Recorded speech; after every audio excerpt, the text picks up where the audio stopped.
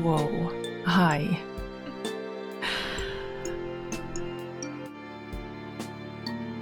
The Amazing Digital Dating Simulator has the whole game out now. All the 5 days.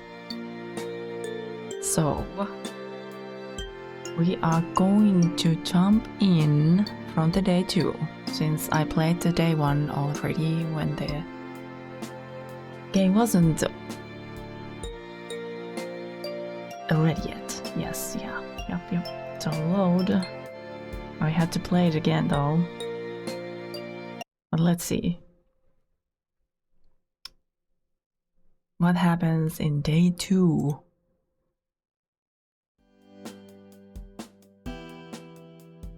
Okay.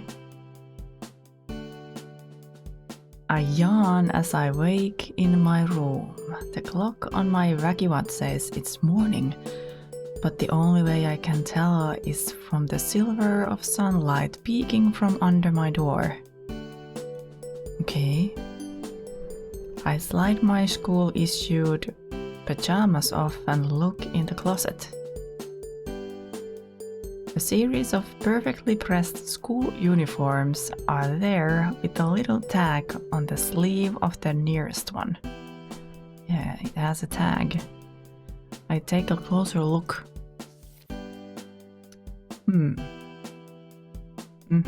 Principal? Looks like Kane left me a note. Heidi, this is Principal Kane as part of your stay at our lovely academy. You have been provided a set of uniforms, free of charge. The price of your dorm is also included in your tuition payment. Looks like you and Jax have been spending time together and everyone's talking. That sort of drama-seeking, desperate, mismatched energy is exactly what we need to keep our studio audience engaged. Is that so? Remember, if Jax pushes you away, it's just because he wants you to try even harder. That's so sus. Why would the principal say something like that? Well, we are making content here, basically. Well, he is. I don't know what's happening. Still, kinda. Okay, as I pull my uniform over my wacky watch, I glance down at it. I have a text from Jax. You headed to school yet? Love how the wacky watch looks, I have to say. I spy Jax as I stumble out of my room, still slipping my foot into my shoe. Jax, wait! You wanted to walk to school together, right? Well, he didn't say that though. Now I'm just zooming, huh? Jax looks up from his watch, pausing for a moment. What? He notices me. Oh, it's you. He's doing a great job of hiding how excited he must be to walk to school with me. Yep, I'm ready to walk to school with you. Jax looks confused for a moment before slowing down. Don't remember saying I was gonna walk to school with you, but whatever. My god. He waits as I catch up with him. What's on the agenda for today? Huh? Are we gonna pull another epic prank today? Jax shrugs. Hadn't thought that far ahead yet. But I'll come up with something. We step out into the crisp early autumn air. What about you, new kid? Got any plans for today? Well, I was thinking about working on the culture fair project that Principal Kane asked us to do. I trail off as Jax shoots me a sharp look. That was the wrong thing to say. But that's stupid. So I was just gonna help out with whatever you wanna do today. Ah, Jack's smirk is back and as wide as ever. Careful, new kid. Keep hanging out with me and the rest of the class really will hate you. Gulp. We get to the school entrance just as the last bell rings. Jax turns to me as I start to follow him up the main stairwell to class. If you are really cool, you'll go to the cafeteria and bring me something for breakfast. I don't wanna be late to homeroom. But then I will be late. Little asshole. I think to complain about how I'll be late if I get Jack's breakfast. Get me something like an omelette and a bottle of orange juice. Well, at this point he told me his order. It would be rude to not to go. I don't like this. I step into the cafeteria to see a crowd of students at the various breakfast places. Evidently, none of the other students here care about being late. By the time I get to the front of the line, I'm already 30 minutes late to class. Now it's basically over. One omelette please and orange juice. The staff member behind the counter tells me the price. But that's all my money for lunch. Yeah. NPC. Sorry kid, no money, no omelette. I don't want to get this stupid omelette, but I'd just be going to class late and empty-handed if I don't say yes. Okay. Get me the omelette. It takes a bit longer for them to make an omelette, but I eventually collect my orange juice and omelette before heading to homeroom.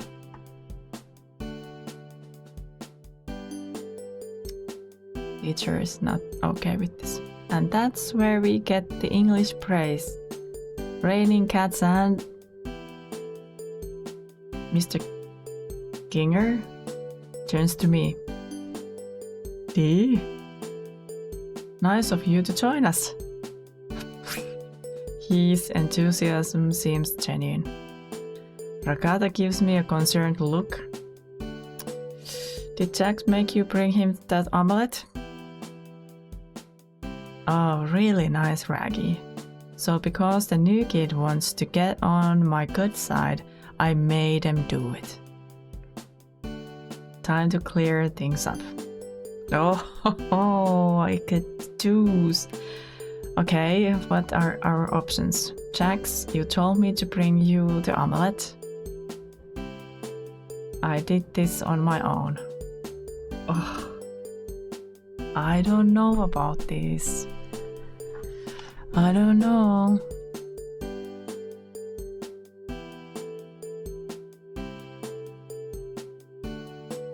Well, I kinda did though.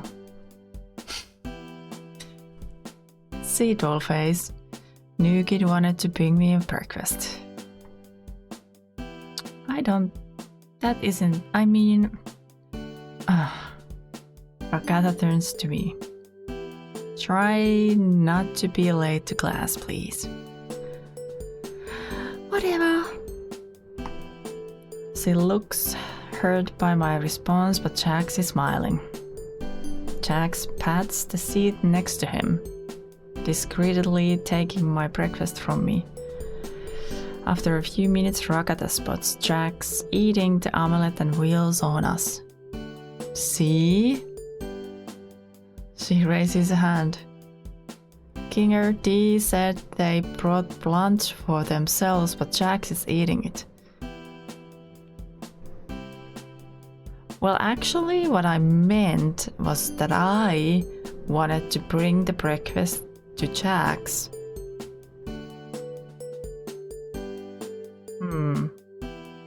The game was not thinking the same thing as I was thinking about the option that I chose. Who's eating Jack's? Who's eating Jack's? No. That's not what's happening. He seems genuinely panicked by the prospect. Sorry. Jax is eating, Dee brought breakfast and now Jax is... Mr. Kinger turns around. Dee isn't eating Jax, Rokata. Everything is fine. He gives her a reassuring smile. Yeah. Rokata splatters for a few moments before sulking, burying her face in her arms as she leans forward on her desk. Never mind, I give up. She groans into her arms. Jax and I share a conspiratorial grin. The lunch bell rings, dismissing the class. I make my way to the lunchroom. And I don't have any money for lunch. As I'm excited, yeah, I'm really excited. As I'm exiting the lunchroom with my tray, I spot Jax. He's eyeing Gangle like a lion stalking its prey when I catch up to him. Or like a bunny stalking its carrot? I spend a few moments racking my brain for something that might be hunted by a bunny before Jax notices me. Oh, new kid, got it. I think you can help me out. Can you keep Gangle busy for a little bit? I'm gonna try something funny. I nod. Oh dear God, I walk up to Gangle. So, anime, huh? What?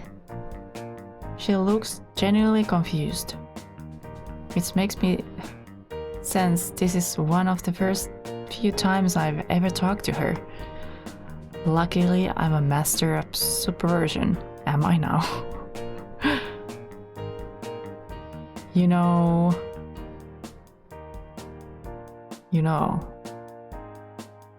anime. It's the happening thing. It's hard to be this cool, I guess. She must be intimidated by my charisma looks. Time to dial it back a little. Okay? Yeah, if you say so, I think it's cool. I honestly didn't expect that from you, Dee. Well, if you wanna talk about anime, I guess I have a moment. She smiles at me. An attempt to disarm me that won't work.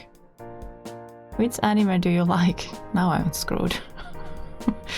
The cool ones.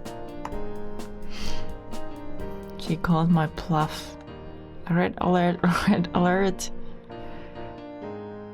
The cool ones? I stumble over my words for a second. How about you tell me about the ones you like? Oh, don't get me started. I like Yo-Yo Gachoko. Yeah, that one. Quad Gun. Uzumaki Ninja. Inuyasha. Yep, yes. Those ones. I keep nodding and smiling as Jax sneaks up behind Gangle, a shop rack in hand and a dark grin on his face. What is shop rack? He's just about to press the power button. When is that Subu? And they are holding a corn cob. Jax's eyes fly wide as he notices them, stepping back slowly, but tripping over the shop rack. Oh no. The lid goes flying as my poor companion trips over it, dust gauging his entire body. Oh no, Zubul. Gangle turns around to see what the commotion is. I rush to Jack's side.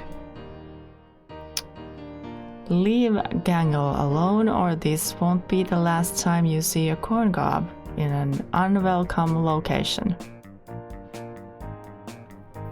Holy smokes.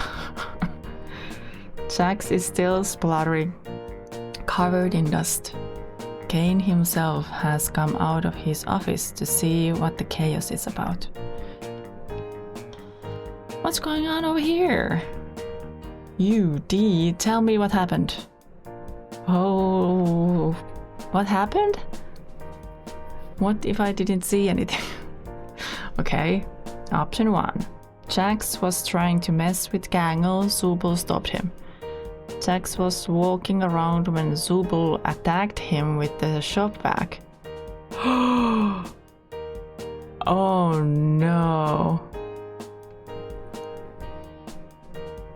Well, this is going to be not great.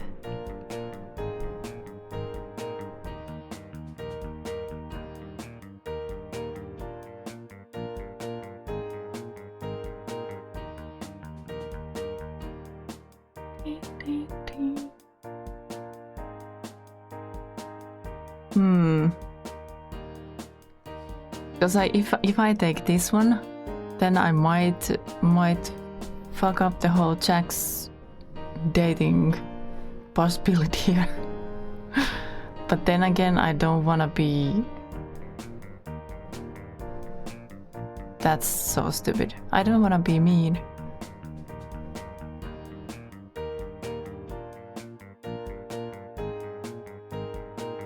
Yeah, I know, he's gonna be mad.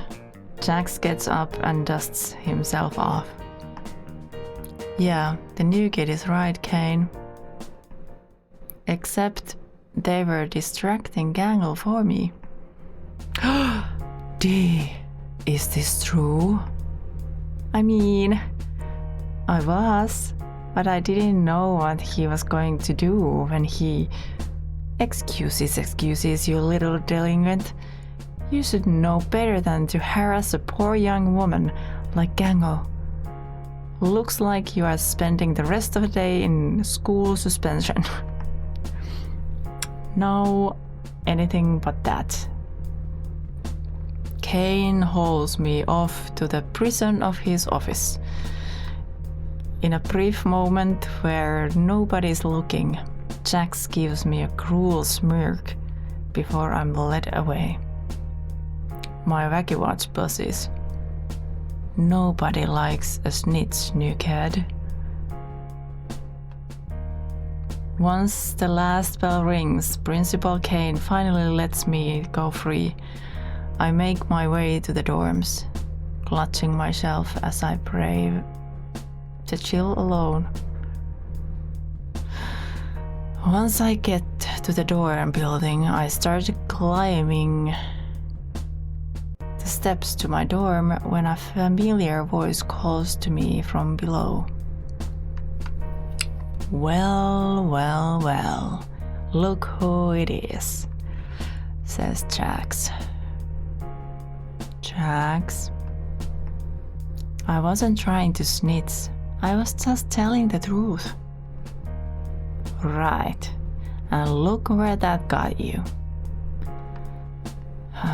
Jax, I'm sorry, okay? Can I just make it up to you somehow? I'm in a deep hole.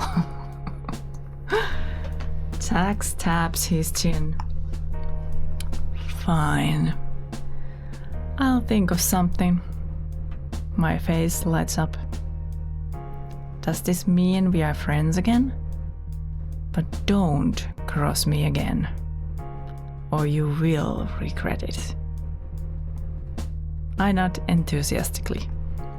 Well, then till tomorrow, newbie. I'll see you His door slams before I can finish my sentence.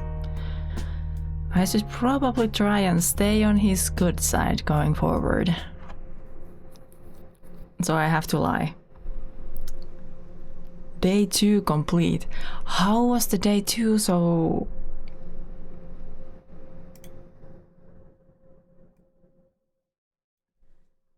short?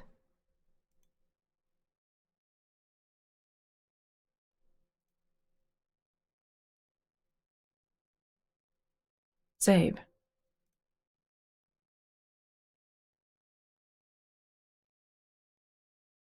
Okay, return. Day 3.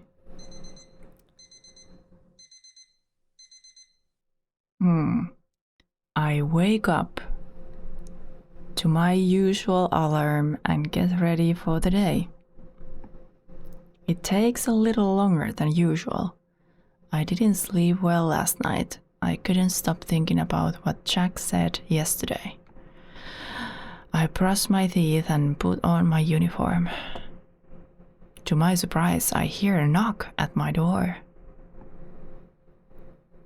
I think for a few moments about who it could be, before deciding to just open it and remove the mystery. To my surprise, it's Jack's. He leans on the doorframe, grinning his usual confident grin. Rise and shine, Dee. Ready to head out? I'm a little flustered as I try to find my words, finishing pulling on my uniform and suddenly very concerned about making sure everything is neat and covered. Oh. Yeah. I was just gonna try and pick something up to eat real quick before class. I don't want to be late again. Jax rolls his eyes. Why? It was so funny yesterday. He's still wearing that same confident grin. I giggle awkwardly. Of course you do.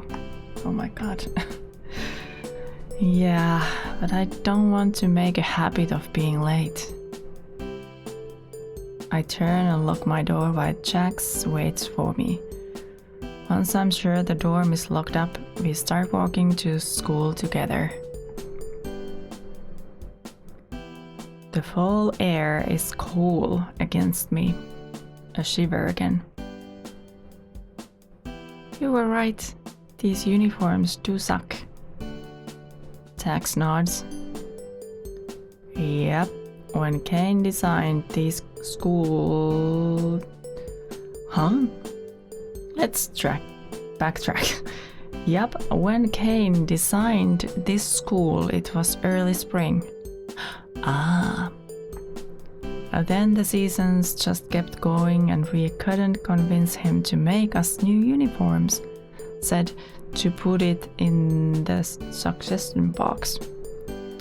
And I guess he forgot to put one up because we never found one. We ended up having to just ditch the blazers for the summer, but you can't do anything about the cold. He shivers, rubbing his arms, his breath visible on the autumn air.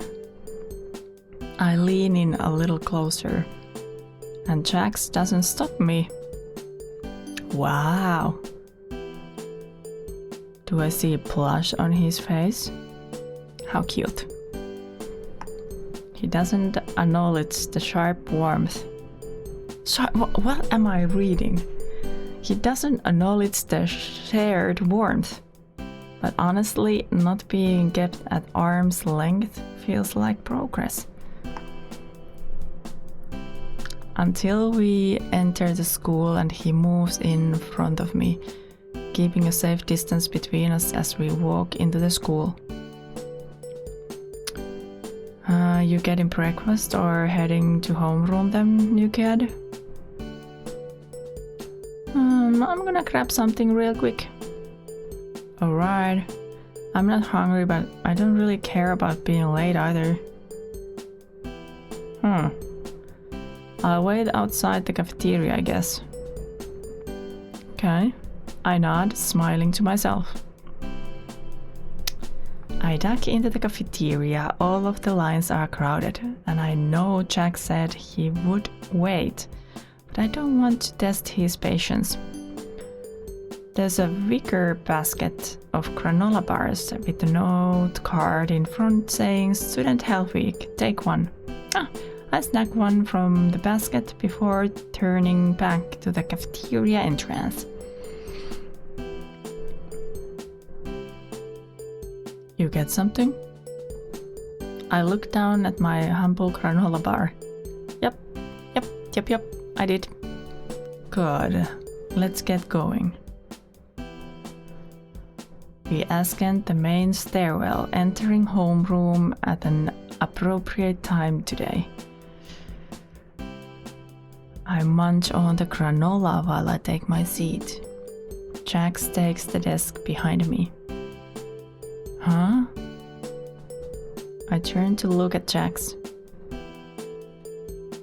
You are sitting behind me today? Jax flashes me a grin. You are so observant today, Dee. He rolls his eyes. What's the problem? Don't trust me? I turn to face the front of class as Mr. Kinger starts his lecture on English. I can't help but feel a little nervous, periodically reaching behind my neck to feel for any gum or something. I guess I still don't trust Jax. Once I finally manage to focus on class, I feel somebody poking my elbow. Looking down, I see a small folded up piece of paper being passed to me from behind. Must be by Jax. I give him a confused look before taking it as discreetly as possible. Okay, unfolding the paper reveals a crudely drawn sketch of Mr. Ginger and a speech bubble over his head that reads blah blah blah, I'm so bored. That's a nice sketch. I stifle a chuckle, adding my own contribution.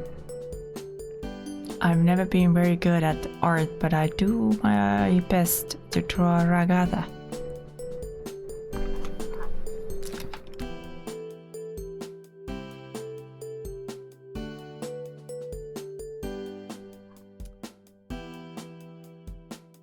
Oh no, Killjoy. She comes out looking pretty botched. I draw her nose all wrong and end up shading it in black. Her hair looks like a bunch of rectangles exploding out of her head, and I get which side the button is all wrong. But I hope it gets the point across. I add an arrow with the words Killjoy. Just before I hand it back, I add another arrow with the word boring written on it. I pass the note back and Jax quickly swipes it from me. I hear him let out a small exhale through his nose before the sound of his pencil scratching again. He takes some time before passing the note back. Whoa. I opened the note to see what he was working on. This time there's a sketch of him in a large truck, heading for the previously drawn sketches. There's a speech bubble coming from the truck saying incoming. There's also a small pretty much right he added by my sketch. Not sure if that's a compliment or not. I start my own contribution when Mr. Kinger walks by my desk. Of course he does that. Do you have your homework, Dee? I try to cover up my sketches, but Mr. Kinger sees the paper and quickly snatches it up. This isn't the homework. He eyes it for a moment. Whoa, Dee. You're a pretty good artist. Except your regatta could use some work. Huh? Mr. Kinger continues taking up the homework and our sketches along with them. Crisis averted. I shoot a relieved look at Jax, who's covering his mouth trying to hide an amused smirk. Before we can be questioned about it anymore, the lunch bell rings. I follow Jax out to the nearby stairwell. Wow, that was close. Thank God Mr. Kinger doesn't seem to have all his marbles. I chuckle. Yeah, our teacher has a few screws loose. He traces a circle around his temple as he pops his head from side to side before continuing. Anyway, listen up, Dee. I have a really good prank idea for today. I perk up. Jax reaches into his blazer pocket and pulls out a little red bottle. Uh-oh, I managed to get my hands on this Satan's butthole ghost pepper sauce. That sounds spicy. Even a few drops of this is supposed to make you taste nothing but fire for a week. For a week? Oh no. Whoa. Where did he get something like that? I reach for the vial instinctively. Jax pulls it back, holding it far above my head. Wasn't easy to get this, Dee. He tucks it back into an interior pocket of his blazer. Besides, guess what today is? Wednesday? It's Mystery Meat Day at the cafeteria. Just a few drops of this little guy in the pot, and everyone's mouth will be on fire. Come on. This should be good. He beckons me to follow, and I do so without question.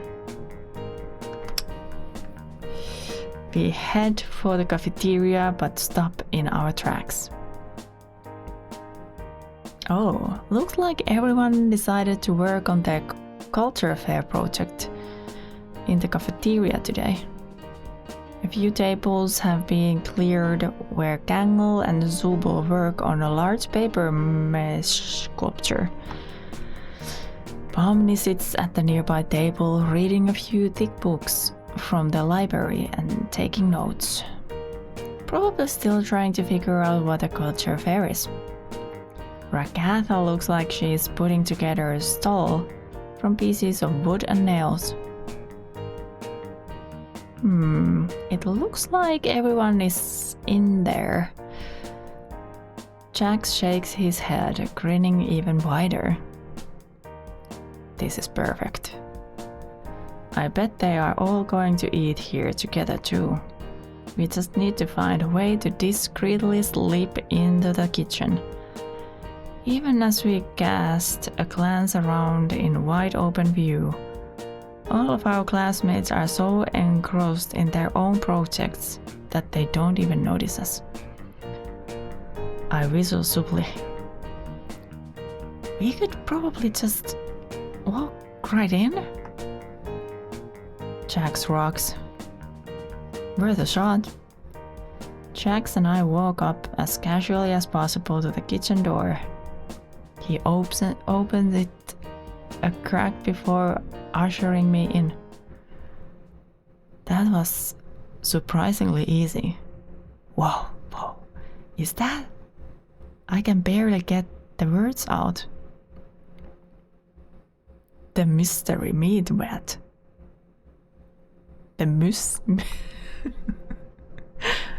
Excuse me, what now? The mystery meat rat. Terrible, isn't it? He says with a grin. And it comes out of a hose. His face deadens in abject dread at the implications of that. I break the awkward silence that falls between us. That sure is a lot of meat. Jack shakes the dread off as he returns to his normal grin. All right, help me find out how to get in there. Jack's gloved hands scrabble over the sealed vat for any type of opening. I stand there, just short of watching for a few minutes as Jack tries and fails to find the opening he is looking for. What the? There's gotta be a valve or something. He grunts as he tries to pry at a door on the side that has been welded shut. How do you open these things? Maybe there's a pressure relief valve or some kind of button opens it. I look around the tank underneath, finding some buttons and a lever. Hey, buttons! Jax pushes me aside to access the hidden panel. Let me see that. He stares at the panel for a few moments. Jack starts pushing random buttons. Are you sure that's a good idea? Oh, metal whirling sound begins as the tank controls seem to come to life. The hose begins to croak and whip around as a thick, brown, sludgy stream of mystery meat comes flowing out. Uh-oh. Turn it off! I scream, panicking as the sludge begins to flow towards us. Right. He tries another button. Fuck. The hose begins to whip around like a snake in its final moment. Molten meat sludge spraying all over the room at higher volume than before. Please stop hitting wrong buttons. I stuck my head under my arms as I duck. We gotta get out of here. Jax and I rush for the door, dodging jets of hot meat juice while we make our desperate escape. We burst out of the door like a bat out of hell. The hose has a mind of its own, the nozzle wedging between the door and the frame, oscillating up and down like it's a living creature. While mystery meat spews from its nozzle in a spiteful deluge of heated horror, coating the guilty and innocent alike in terrible meaty sludge.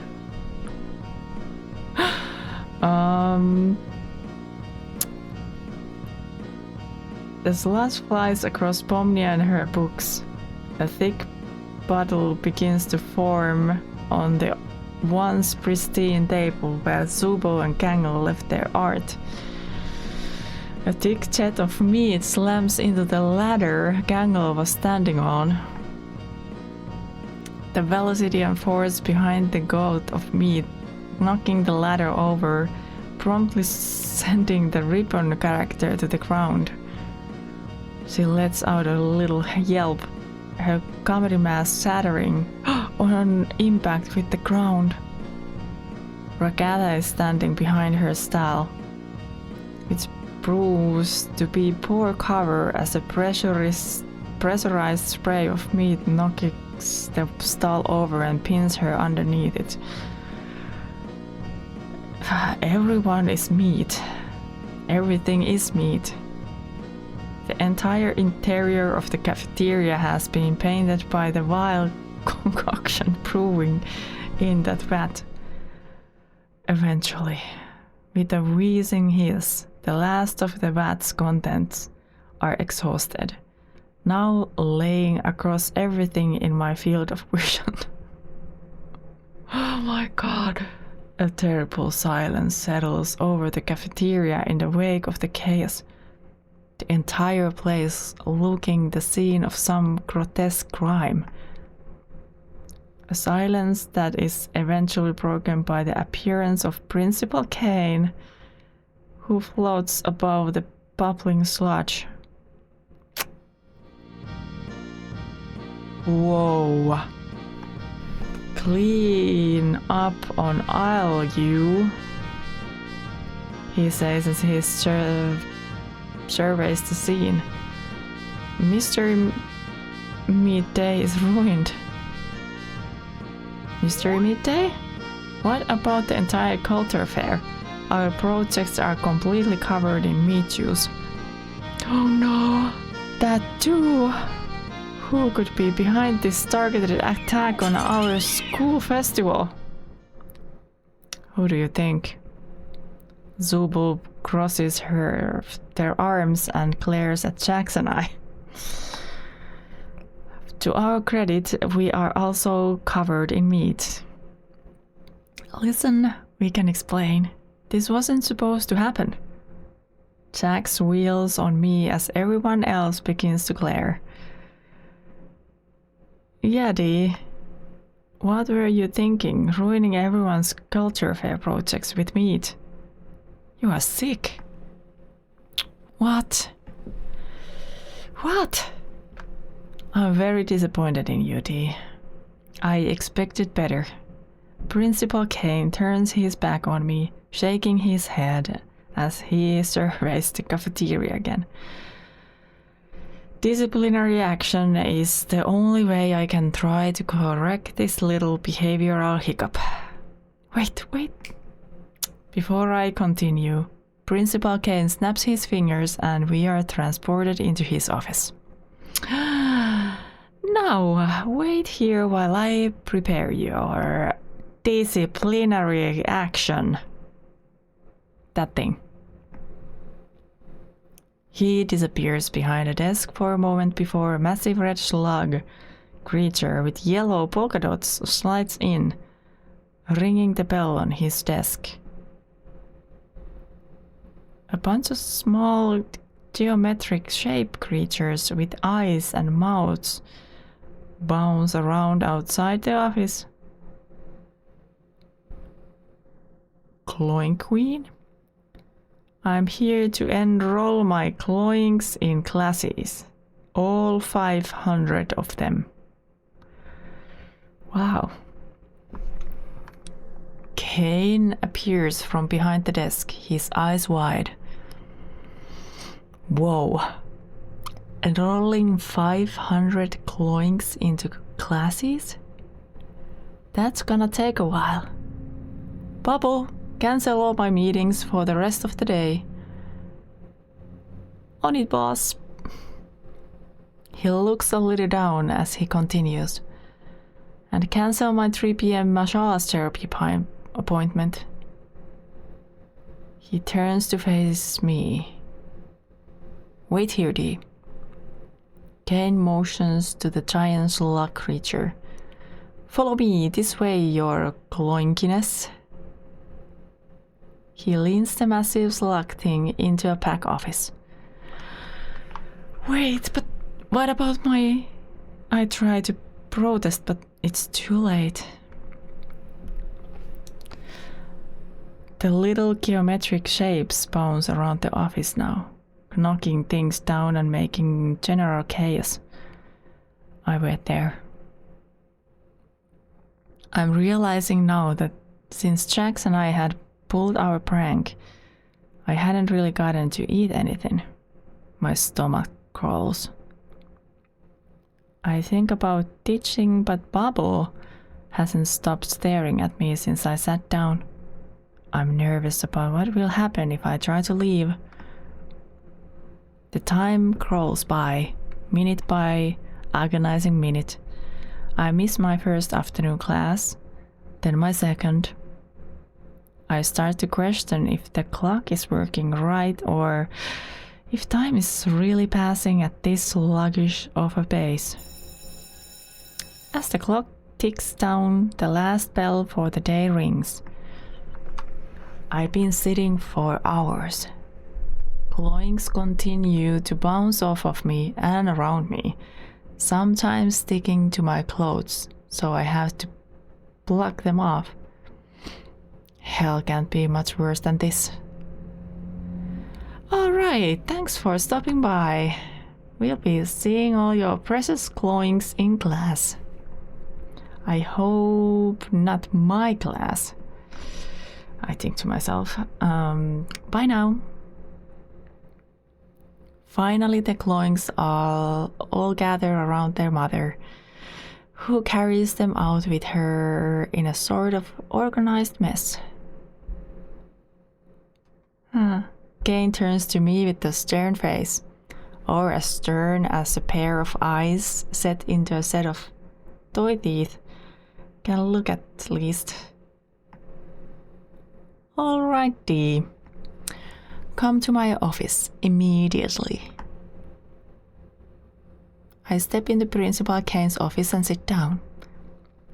For your disciplinary action, I wait with bated breath. You'll get a written warning. And I'd like you to help your classmates fix up their projects you destroyed tomorrow. Sounds good? I waited hours for that. Yeah, that's fine. All right, off you go then. Okay. I walk out of the school finally, after a long day of sitting in Kane's office. I'm tired. I'm hungry. I prepare to walk myself back to my dorm alone. My other classmates definitely don't want to see me right now. As I approach the exit of the school, I see a familiar lanky figure waiting at the entrance. Jax? I'm shocked. The purple rabbit is standing there. How long has he been waiting there? Was he waiting for me? He tilts his head and grins at me. Wow, took you long enough. I guess it got pretty messy back there. Didn't go exactly the way I wanted it to. But it was still pretty funny though. You should have seen everyone's face. Yeah, it was pretty funny. Yeah, we'll go with that. See? I knew you wouldn't be mad. You're cool. The rabbit smirks. He seems kind of relieved at that. Ready to head back? We head back to the dorms. I'm just happy that me and Jax are still cordial after everything, even though my stomach growls from not eating all day. When I get to my dorm, I feel a bit lightheaded. Maybe I should go to the lounge to get something to eat. That's what my brain says, but my body is tired from the day's events, and I opt to just lay in my bed. Freaking messaged the stupid purple rabbit and said that he gets you something. My stomach is still churning from our near miss earlier. Anyways, I can't believe I almost stood up to Jax. There's no way that would have ended well.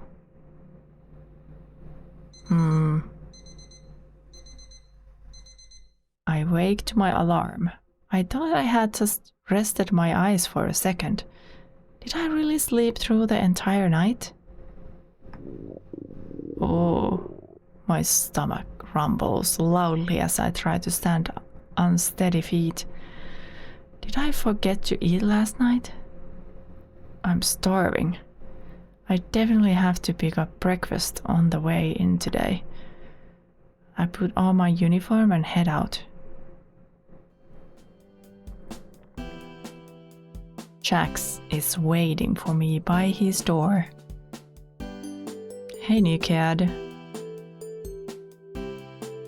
You ready for some wicked pranks today? I think I came up with a really good one to pull on Gangle. Oh, actually, Kane told me I have to help fix all the culture fair damage I did yesterday. It was part of my disciplinary action. What? Boo, that's lame.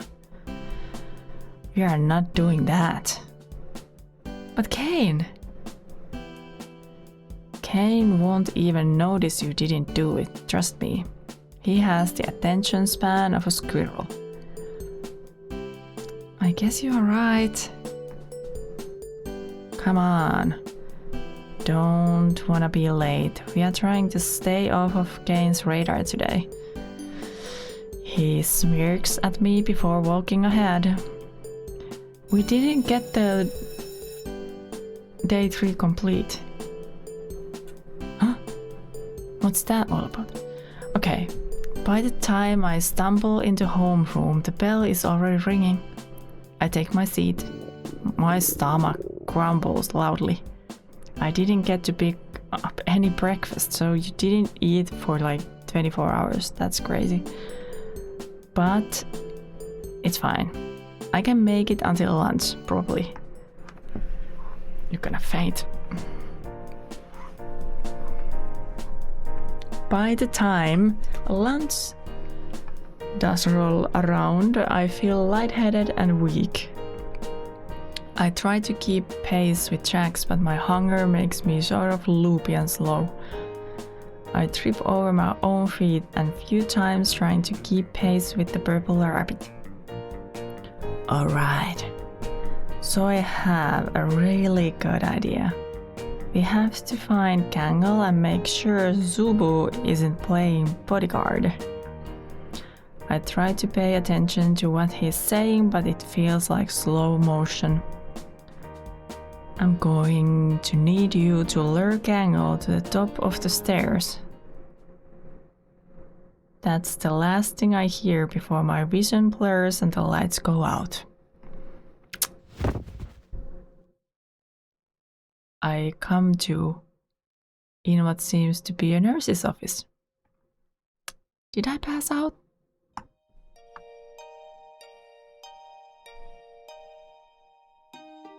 Wakey wakey!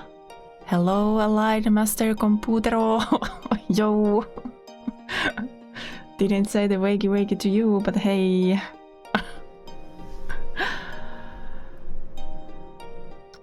Okay, wakey wakey. Principal Kane? What happened? You collapsed in the hallway due to low blood sugar. Didn't know that could happen with your unique situation. My unique situation? What is my unique situation?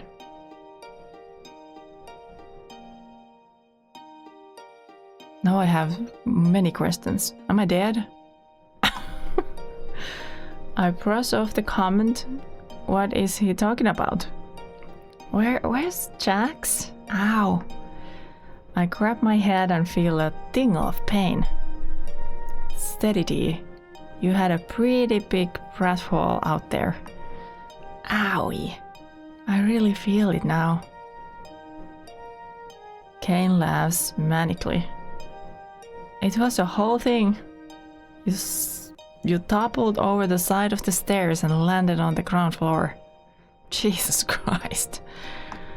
Lucky you, someone scraped you off of the floor and brought you back here. Better be Jax.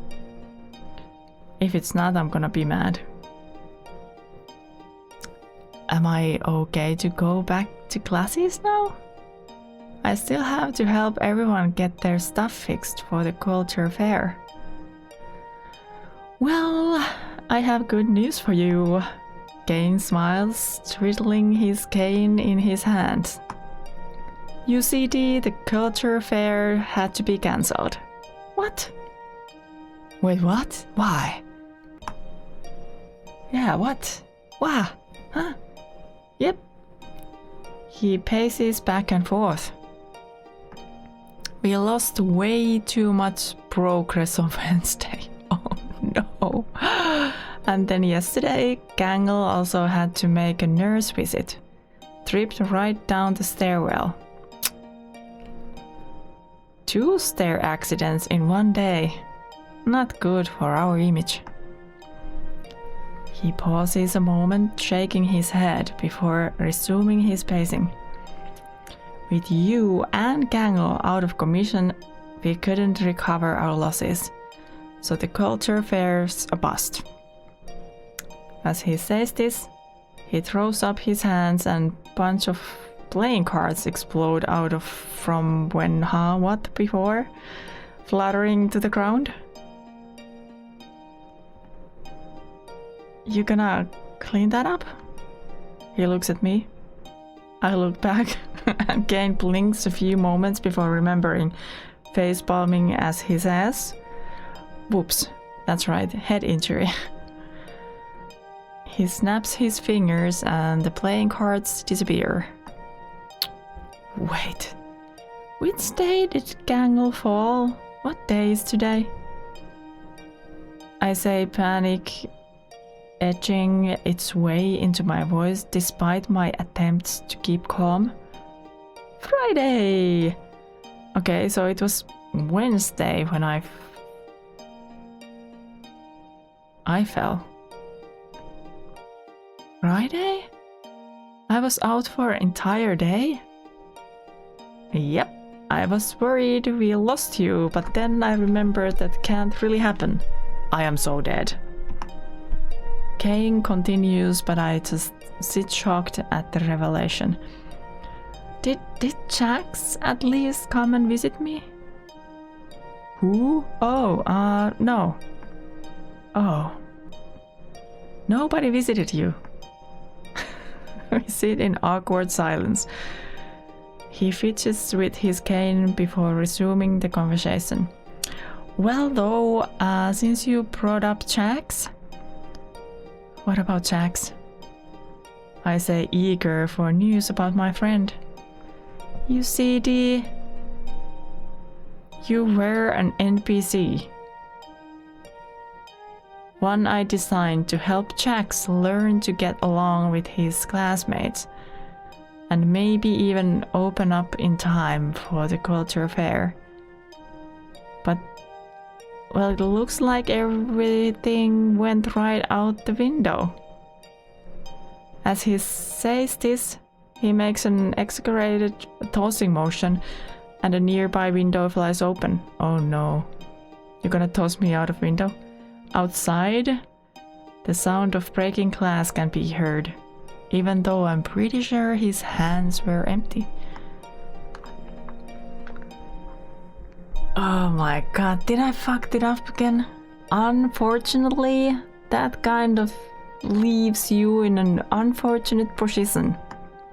You really won't be of much use anymore. Kane shrugs. It looks like he pulled you more to his side than anything. He's so persuasive, the lovable scamp. But that means we'll have to go back to the drawing board.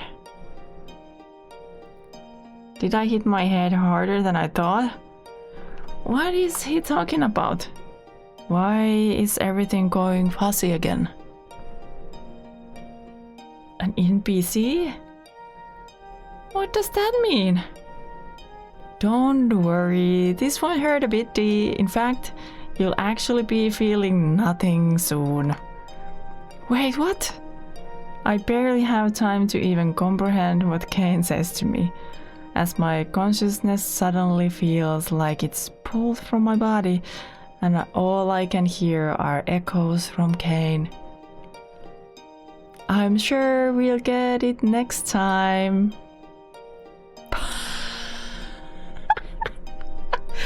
Oh no! Oh.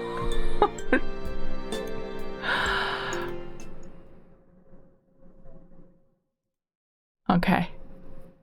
Can I do something different in here?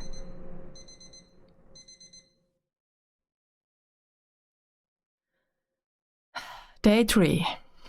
I wake up to my usual alarm and get ready for the day. It takes a little longer than usual. I didn't sleep well last night. I couldn't stop thinking about what Jack said yesterday. I brushed my teeth and put on my uniform. Oh, but can I even do anything? To my surprise, I hear a knock at my door. I think for a moment about who it could be before deciding to just open it and remove the mystery. Yeah, it's Jack's.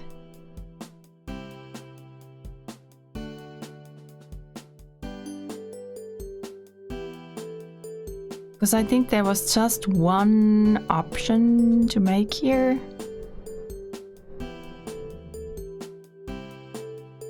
Let's see. Maybe I have to do the day 2 all over again. I went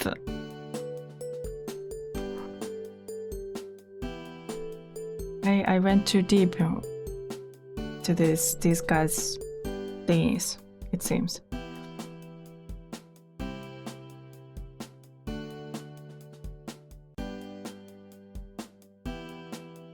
Because he was asking me if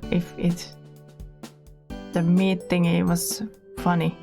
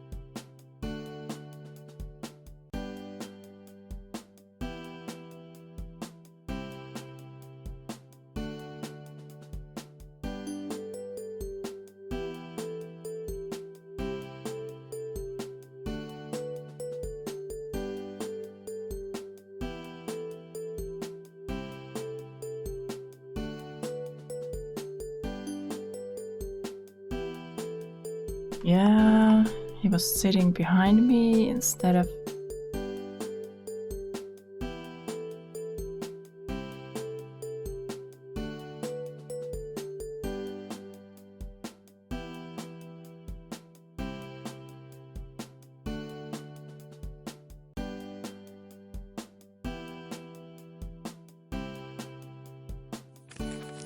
Yeah, we did all the drawing things.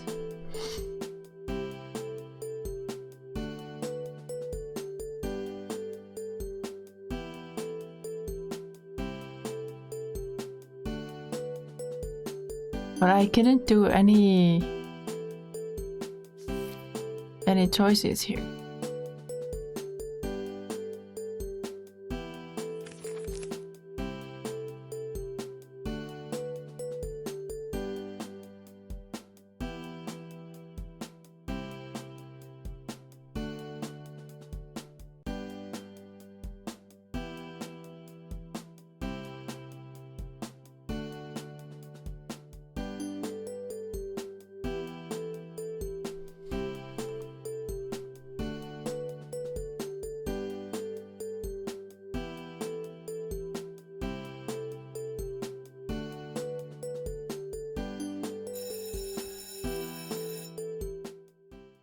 Lunch bell.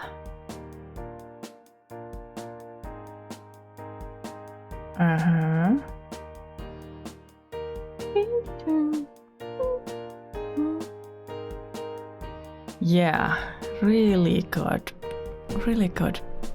prank here. Can I somehow make this better?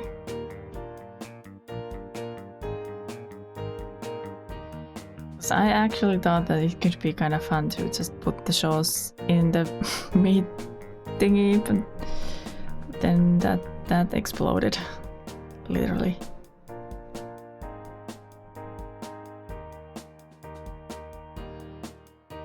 Because I can't do anything here.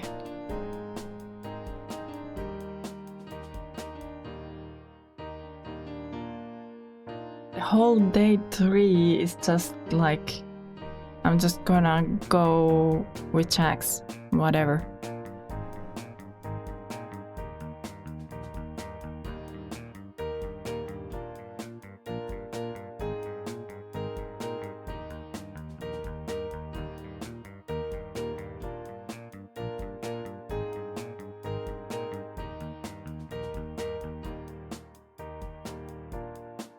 Because we just walk right in. There was no options.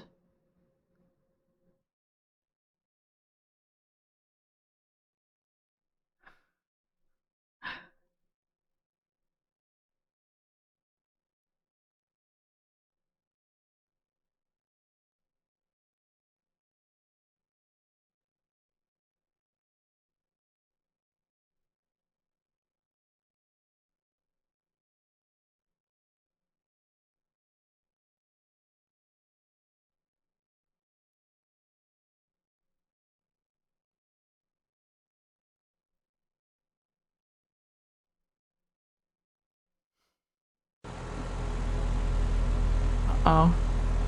So we do this no matter what.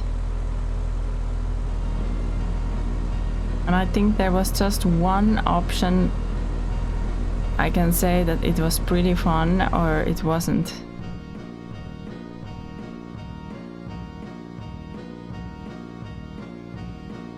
So I have to go and make some changes in the day too.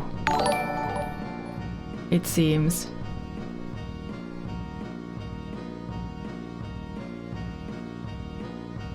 Woohoo! Follower goal completed. Thank you, thank you.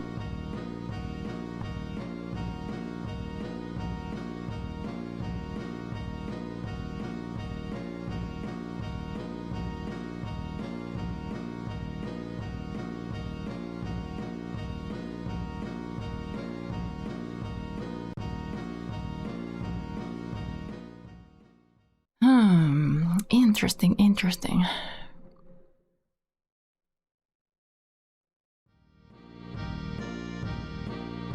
Yeah, we messed up. We really did. We have to not mess this up this badly. Oh no. We can explain, but can we?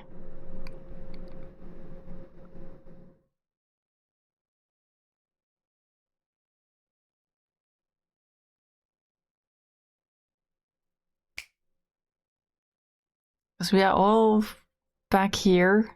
This is the whole... There was no options to make here.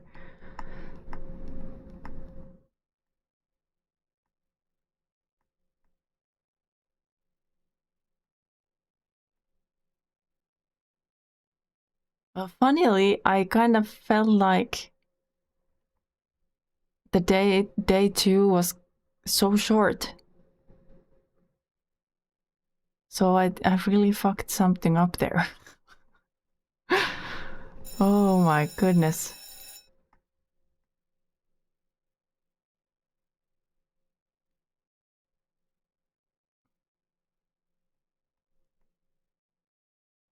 Because basically, I just want to see what happens if I say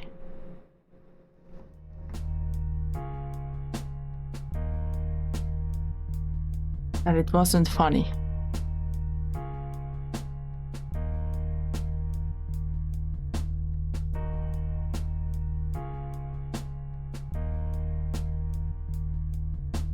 What if I said that it wasn't funny? Come on, don't be so lame. I'm not being lame or boring or whatever else you wanna call me. We messed up everyone's culture fair projects that you've been working on all week. The words come spilling out before I can stop them, but I can honestly say I disagree with anything I'm saying, or even that it doesn't deserve to be said. Jax rolls his eyes and crosses his arms as I offer my heartfelt rebuke of our actions. Jeez, I didn't think you cared about that stupid festival. He gives me a look of utter ridicule. Maybe I don't, but they clearly do. I gurgle into myself. Now they probably hate me. The tears flow as freely as my words. I spent hours in the office missing lunch, missing my classes, and on top of it all, you just let me take the blame for it all. I could deal with everyone hating me, but I at least thought you would be there for me. Jax's grin curls into a frown of disgust, but I can't stop. I don't know if I care. You weren't there for me. There for you? His voice is venom, bearing down on me with cold, condescending anger. What do you think this is? You think I'm just gonna swoop in and save you every time you need it? He wipes his hands off on his uniform as his expression returns to one of neutrality. You wanted to pull that prank just as much as me. He turns away from me before letting out a short, manic laugh. You went along with every little thing I told you to do until now. Now you want to care what everyone thinks of you. He turns away from me before leaning back down to my level, gazing into my eyes with manic anger. His own voice seems to pitch up as he gets in my face, his pupils dilating to small black squares. Nobody here has ever liked you. He sweeps an arm across his chest. I have to stumble back to avoid being pushed back. You spend every moment here tormenting them with me. He points to his face, where a manic grin now matches his eyes and tones. Now you wanna pretend you have a moral compass? He leans back and lets out a hollow laugh. That might be the only funny thing you did that I didn't tell you to do. I sit there in stunned silence. Even as I hold back more tears, I have to admit he's right too. I did spend the past 2 days with him pranking people. I thought we were having fun, but today we took it too far. I can't even stand to look at Jax. I turn away, half mumbling my words. I thought you were my friend. Jax's manic grin falls away from his face as his mouth narrows. His pupils go wide. Somehow this is even scarier than the manic rage I was facing moments ago. No, he says plainly. No? He can't mean that. I push him for a different response. I'm not your friend. My chest goes tight. Why would he say that? How could he say that after everything that's happened between us? It feels like I'm talking to a different person. Walk home alone. I can't deny what he said hurt me. Even if he doesn't mean it, I need to take some time for myself. I don't respond. I just walk silently past him. I don't look back. I just continue to the dorms. Alone. I was alone this entire time, and when others reached out to me or offered me respite, I turned them away. I hear others whispering and casting worried looks by my way as I get back to the dorm. I open my stupid plain door to my stupid plain room and throw myself on the bed.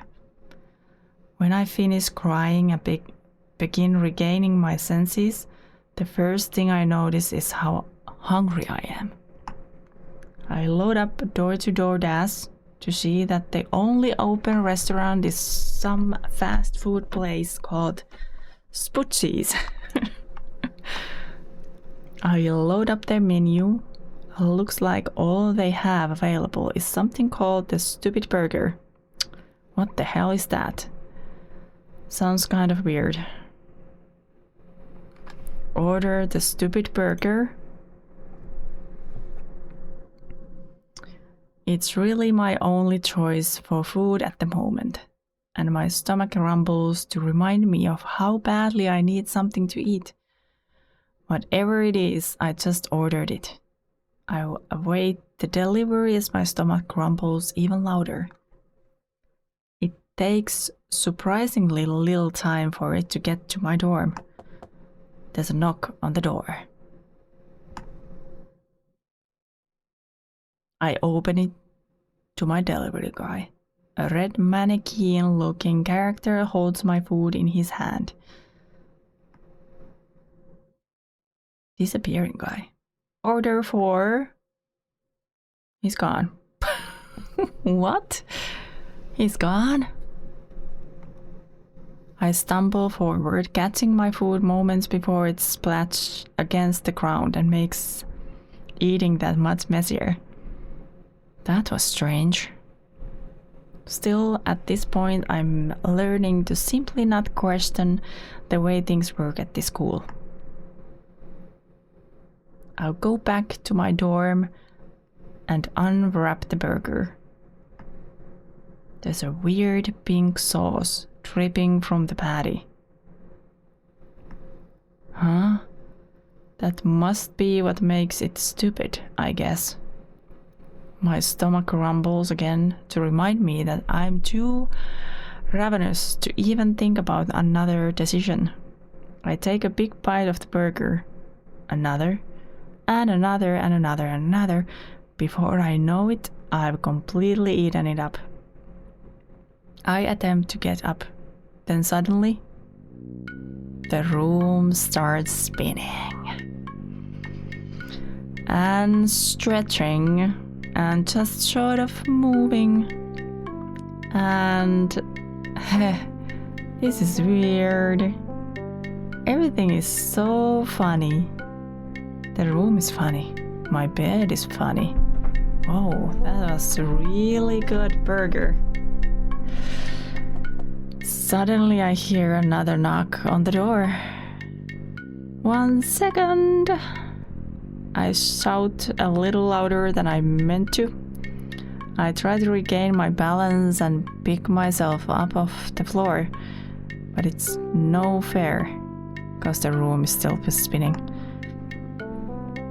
Come on, room, stop spinning. Another knock at the door. Ah, fuck it. Let yourself in. I'm no closer to the door and the room isn't slowing down anytime soon. Laying down on the cool, welcoming floor seems like the right move. Luckily, I must have forgotten to lock up after getting my food, because my favorite bunny walks into the room. Oh no. Jax! Wait, weren't we not friends? He regards me with a skeptically raised eyebrow. Are bunnies supposed to have eyebrows? He sighs. D, what the heck have you gotten into? He is so tall I barely come up to his angle. Or is that because I'm on the ground?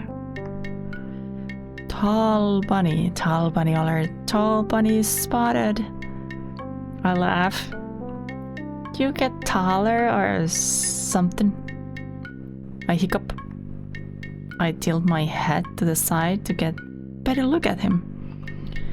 He looks annoyed, but concerned? Is my Jaxie boy worried about me? Sit up. Are you drunk or something?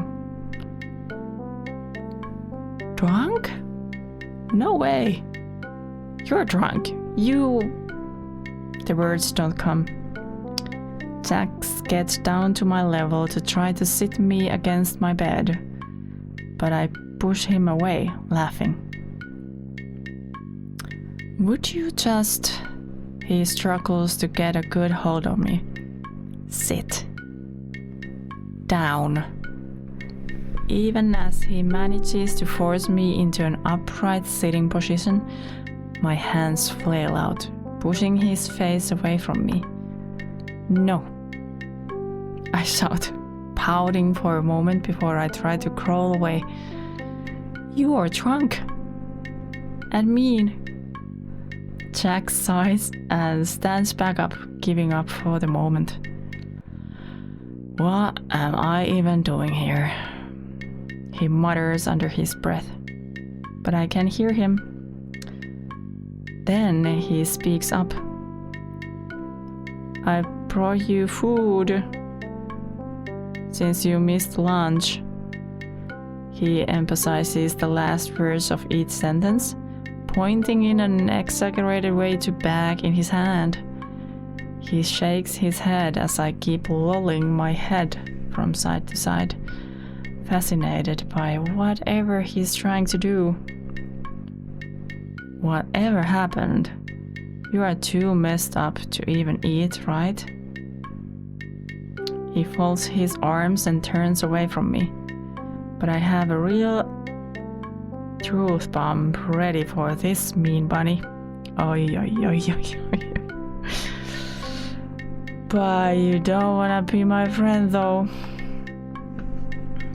The last word comes out as a mix of other words, but I'm trying to be serious as I stumble over my own words.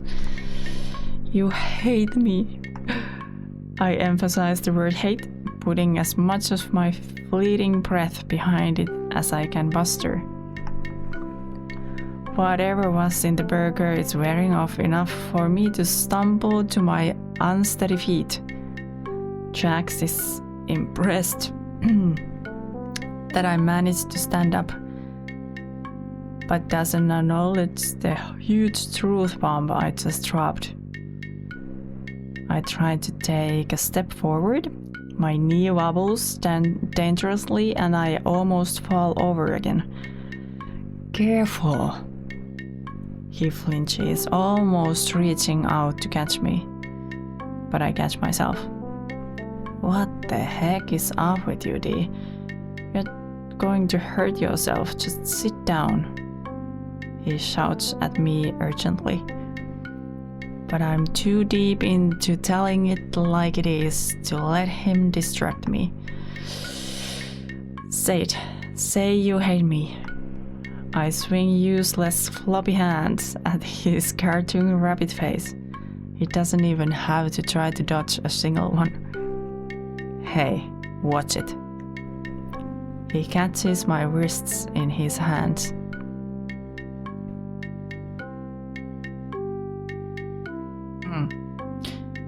Would you stop that already? He tightens his grip, making me his captive. Listen to me, right now, D. He manages through heavy breaths. We are going to move you to the bed. You are going to sit down, and then you are going to go to sleep. He didn't say he hated me though. So you don't hate me? Again, my words start merging inside my clumsy mouth, but the meaning is there. My anger subsides as I look into his beautiful yellow eyes. You love me, don't you? I inch closer to his face. Jax blushes furiously. What are you talking about? He shouts at me. Oh, kiss him? Whoa, whoa, whoa, whoa, whoa, whoa, whoa, whoa. We are going to save that.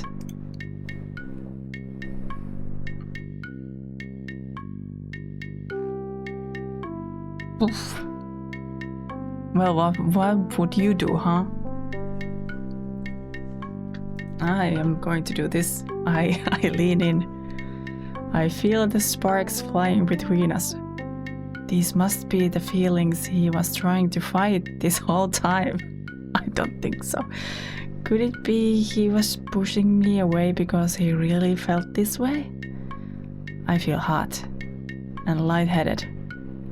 But before our faded lips can touch, I feel my body go weak and give out. I pass out. Day 3 complete. I did it. You have to be so careful what you do. Otherwise you just mess things up completely. Save.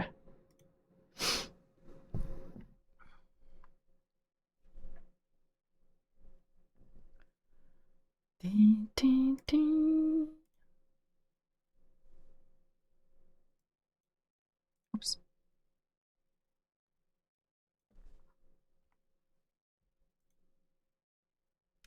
Okay. I wake up in my bed the next morning.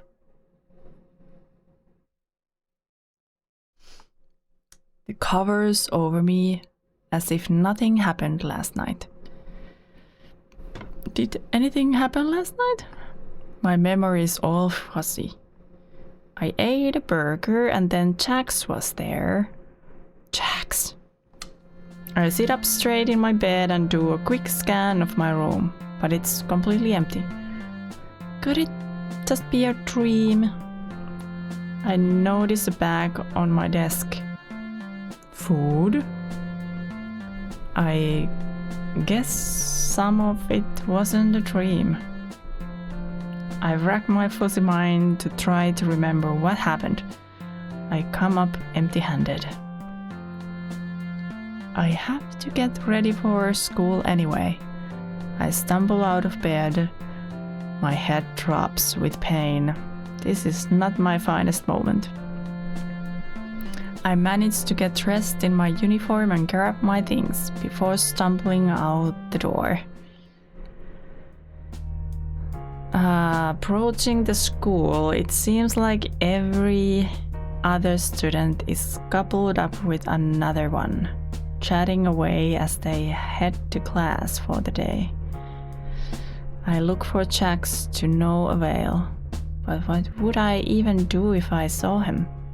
Talk to him and pretend nothing happened?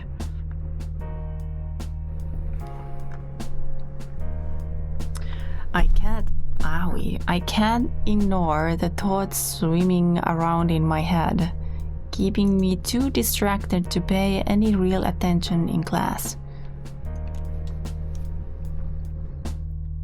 For his part, Jax is no show this morning. For the next activity, form pairs.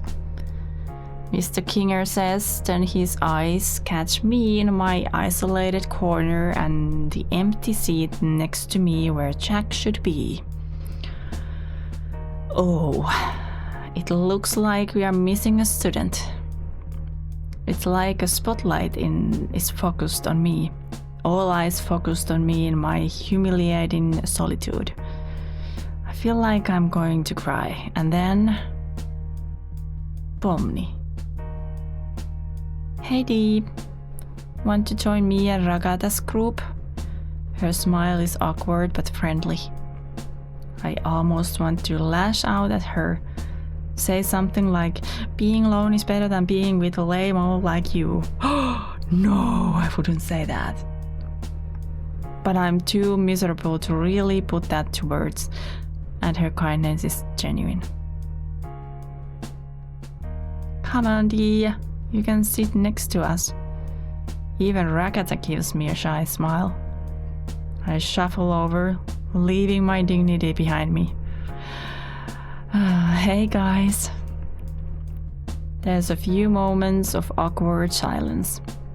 God, I feel like the worst person in the world for ruining their projects. Yeah. Hey Dee, how you doing? You seem kind of off today. She trails off, giving me another awkward smile. Huh? I'm sorry. Did something happen between you and Jax? Rakata shoots her a look. Pomni. Then she fixes me with a gentle look. Did something happen though? I roll my eyes and swallow my sadness. That obvious? Still, maybe it's time to get this off of my chest. Really? We got into a huge argument yesterday over that prank we pulled. I still feel really bad about messing up everyone's projects. And then when Kane punished me, Jack just walked off. And he acted like it was messed up for me to expect him to share the blame with me. We were both upset and said a lot of things. And I just wish I hadn't told him how mad he made me. Pomni puts a hand on my arm. That's not fair to you, Dee. You're allowed to be upset and talk about things with your friends. Rakata nods. Jax isn't the kind of person to really talk about those kind of feelings with. She seems to almost be speaking to herself, looking into the distance. Pomni shoots her a look before continuing. He sort of puts up walls with that kind of stuff. Why? Has he really not made any friends with anyone in this school? He used to have friends here. He did? Rakata has my full attention. It was... She pauses a moment, rubbing her forearm. A while ago. Oh, back then we were all friends. Kaufman and Ribbit were his closest friends though. They really brought everyone together. But one day something happened. We lost them. And Jax closed himself off. He took it really hard.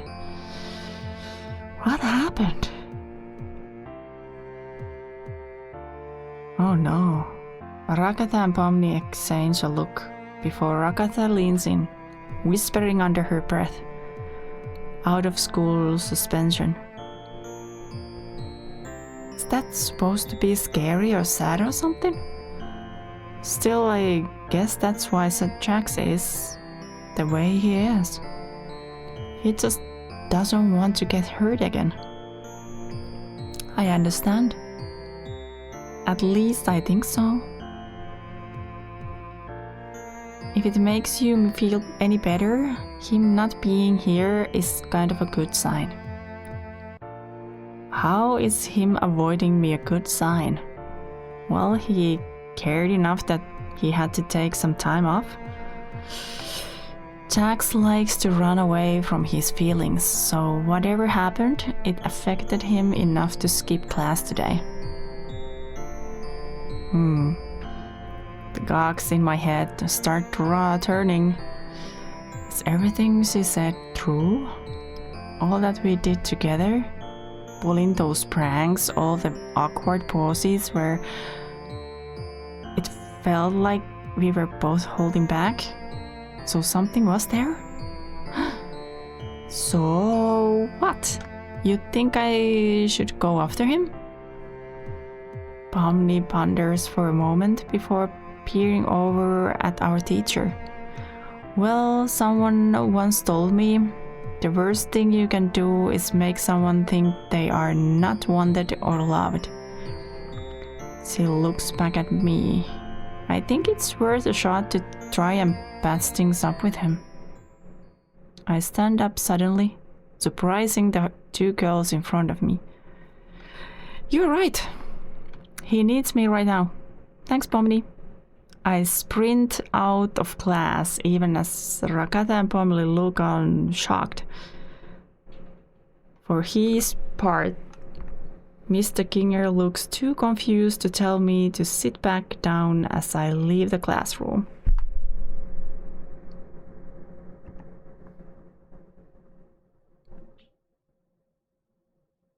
But where would Jax be? There's no way Kane would just let him skip school. I rack my brain, but I come up empty. I have no idea where he is. But I know someone who knows where everyone is at all times. I poke my head into the school administrative office. Bubble is manning the front desk as usual. Hey Bubble, do you know where Kane is? Yeah, he's right here. Kane pops up from behind the desk. You found me, Dee.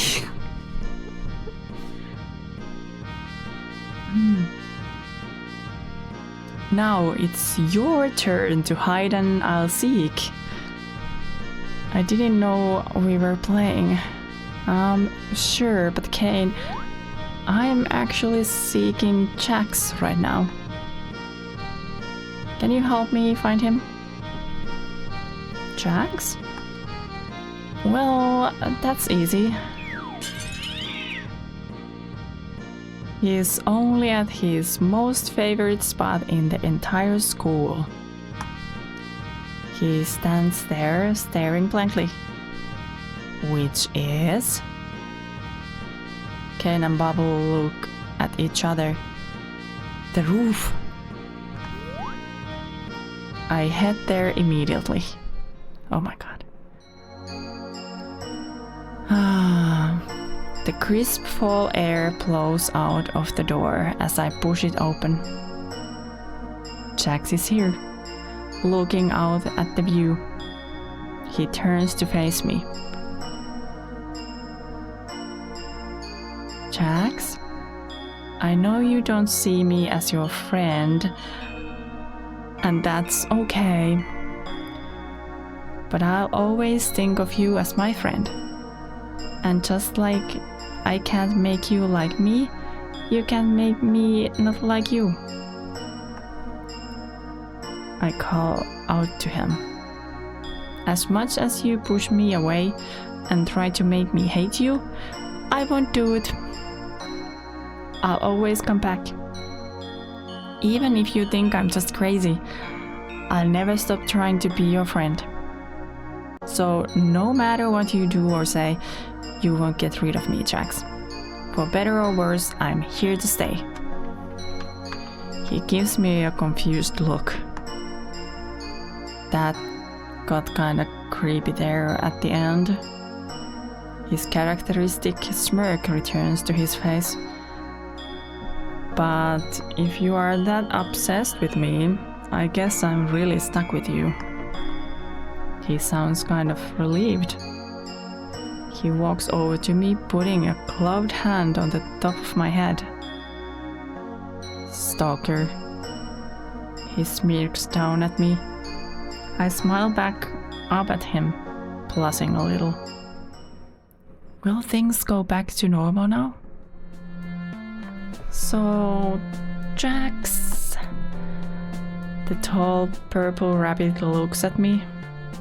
Yeah. I can't remember everything that happened last night.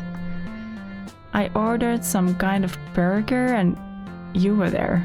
And nothing happened. He interrupts me, putting a gloved hand over my mouth.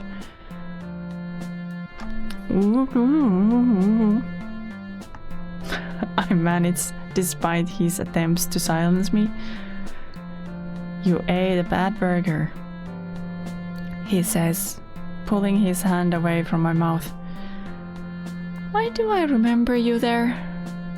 So many questions.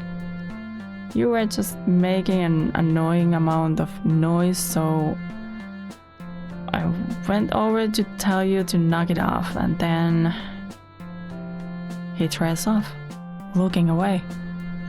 Just don't order from there again, okay?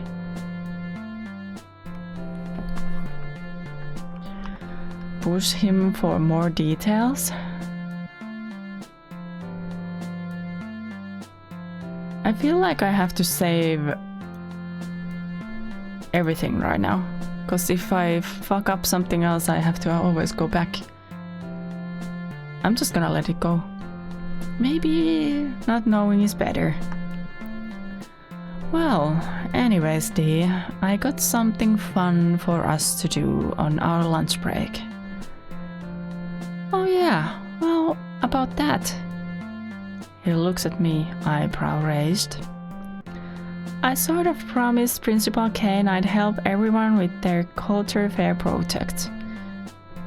His eyes go wide as he scowls down at me. What? Yeah. It was part of the disciplinary action for the prank yesterday. He crosses his arms. I don't want to do that. Well, it's not like you got punished yesterday.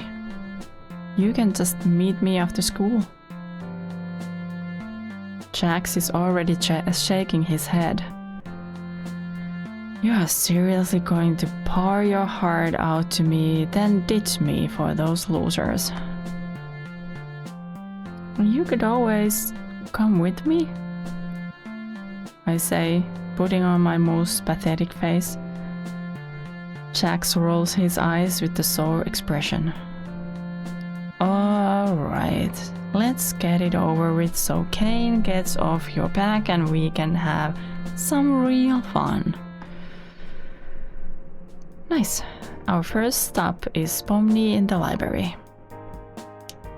She spies us as we enter the library, making frustrated noises as she sorts among the books to recover her notes from yesterday.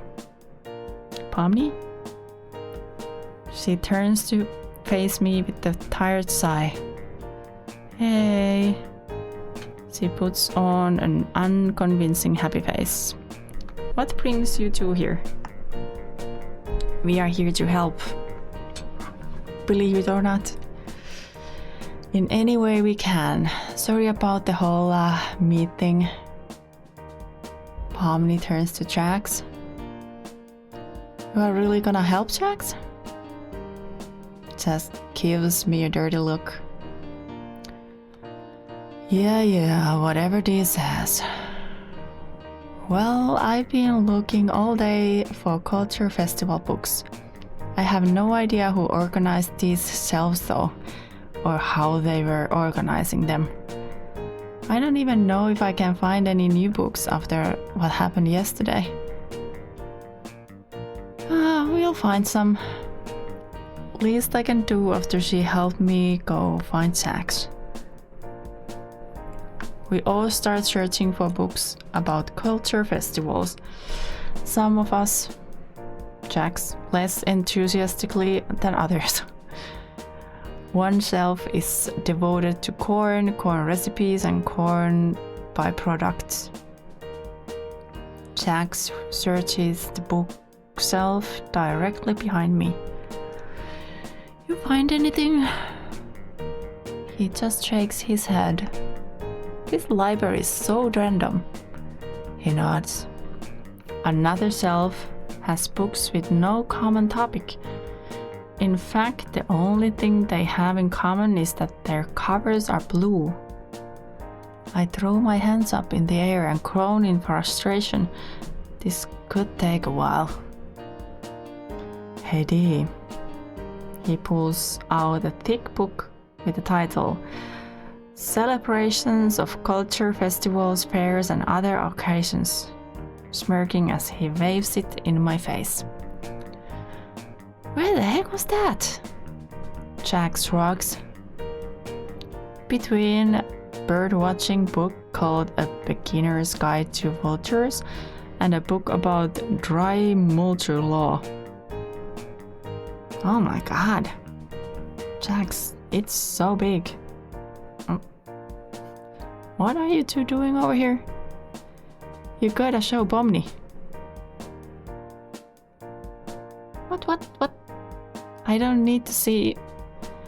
We step out from behind the bookshelf. Jax holds out the book. Oh. Where did you find this? Between a book about vultures and Scottish law book. What the? No. You know what? That might be the most sense this library has ever made. She takes the book and skims the pages. This should be more than enough. She gives us both a relieved smile. You guys were really helpful. I can't help but smile back, even as Jax crosses his arms and gives us both an annoyed look. Thanks. I nod and smile as I tuck Jax away before he can undo all the goodwill we just earned. Helping others isn't so bad, huh, Jax? Speak for yourself. Next on the list is Rakatha. She's pacing the classroom manically. There's no way at all I can get this all organized in time. Jax announces our presence. Hey, Raggy. Rakatha sees us reunited, and you'd think she just saw the girl from Exorcist, the way she regards us. Come on, you two, haven't you done enough to our projects already? I throw my hands up in a defensive gesture. I promise we are here to help. Rakatha casts a glance our way, mostly Jax's way, that says she doubts it. We are completely innocent. Why does he sound so unconvincing when he says that? Why are you saying it like that? I don't know.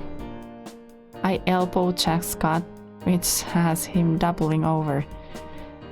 I appreciate the thought, but I'm good, she says hoarsely, turning back to her clipboard. Come on, Rakatha. I have to do this as part of my punishment from yesterday, or Kane is gonna punish me.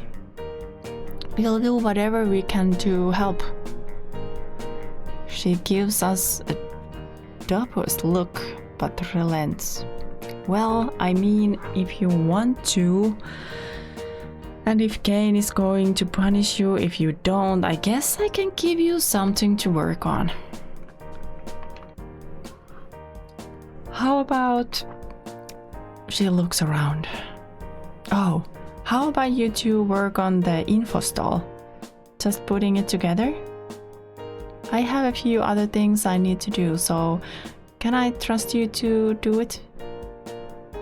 She motions to a series of wooden boards, staplers, and nails. Let me know if you need anything else, okay? She casts one last vaguely distrustful glance at us before departing. Jax rolls his eyes when the door shuts behind her. What's her problem? He grins at me. I respond by starting to see how the style is supposed to fit together, eyeing the best place to put the screws. Come on, you are really putting that thing together. I roll my eyes in response. The sooner I start, the sooner I'm done. Jack picks up a hammer and hefts it in his hand with a wicked grin. Or we could use this to break Gaggle's mask. Jax. He rolls his eyes and gives an exaggerated sigh. I keep trying to fit pieces together, applying a liberal amount of staples and nails. Sometimes when I ask for a tool, Jax hands it to me, but he does as little as he can without ignoring me. Still, it's better than the no help at all I was expecting. I take a step back and look at my handiwork. It definitely looks like a stall. I test some of the supports. Seems sturdy. Oh, steady. Looks like we are good here. You know what this could use? I sigh. Already know what the answer. A centipede. Just as he says that, Rakata walks in. Her eyes go wide at Jax's words. What centipede? Well, Dee and I elbow him again. Nothing. Jax and I are finished here though. If you think this is good. Jax mutters something rude at me while Rakata inspects the stall. Good job, you two. There's a hint of surprise in her voice. Thanks, Dee. Then, as an afterthought, and you too, Jax. She collects herself, beaming with gratitude. If you guys have more time, I have a lot more I could use help with. Sure, has been fun, Rakata. Catch you later. He grabs my wrist and pulls me out of the room before Rakata can protest. Alright. Where next on this stupid punishment guest? The art classroom. Jax rolls his eyes as I lead the way. We slide the door to the art classroom open. Gangle and Zubul are scribbling away, pushing out any art they can finish. Half-finished sketches litter the floor, marred by a single errant line or scratched out for being too poor quality to be submitted for the culture fair. I call out to them. Hey Gangle, hey Zubul. Gangle ignores me, but Zubul looks up, turning to us with a sore expression. What do you two want? Jeez, why the cold shoulder, Zubul? Zubul's expression intensifies. What is it now? Didn't you two do enough yesterday? Look, Zubul, I'm really sorry about yesterday. Is there anything at all we can do to make it up to you? Zubul eyes me, then Jax. I guess I can trust you, Dee, but why is he here? They point at Jax. Are you seriously trying to tell me you're sorry, Jax? I didn't think you could feel sorry about anything. Nah, you're right. I'm not sorry, just bored. Zubul's expressions stay sore. They turn to me, their gaze softening. Well, it's not up to me, it's up to Gangle. Maybe you can make things up to her. I turn to Gangle, who has stopped drawing, to watch us intently. Gangle, I am so sorry about yesterday. Can we help you with art? Gangle thinks about it for a second. You promised you and Jax won't mess things up again? Hey, I interrupt him before he can make things worse. I promise we won't. Jax just rolls his eyes, crossing his arms. Okay, I guess you guys can help. Can either of you even draw? Oh, Jax can. I think about it for a few moments. I'm honestly pretty bad, but Jax is alright at it. Jax looks at me like I just sold him out for a talent of silver. What? And when Mr. Ginger saw those sketches you were making in class, he thought so too. Super face palms. I can't believe I'm saying this, but here.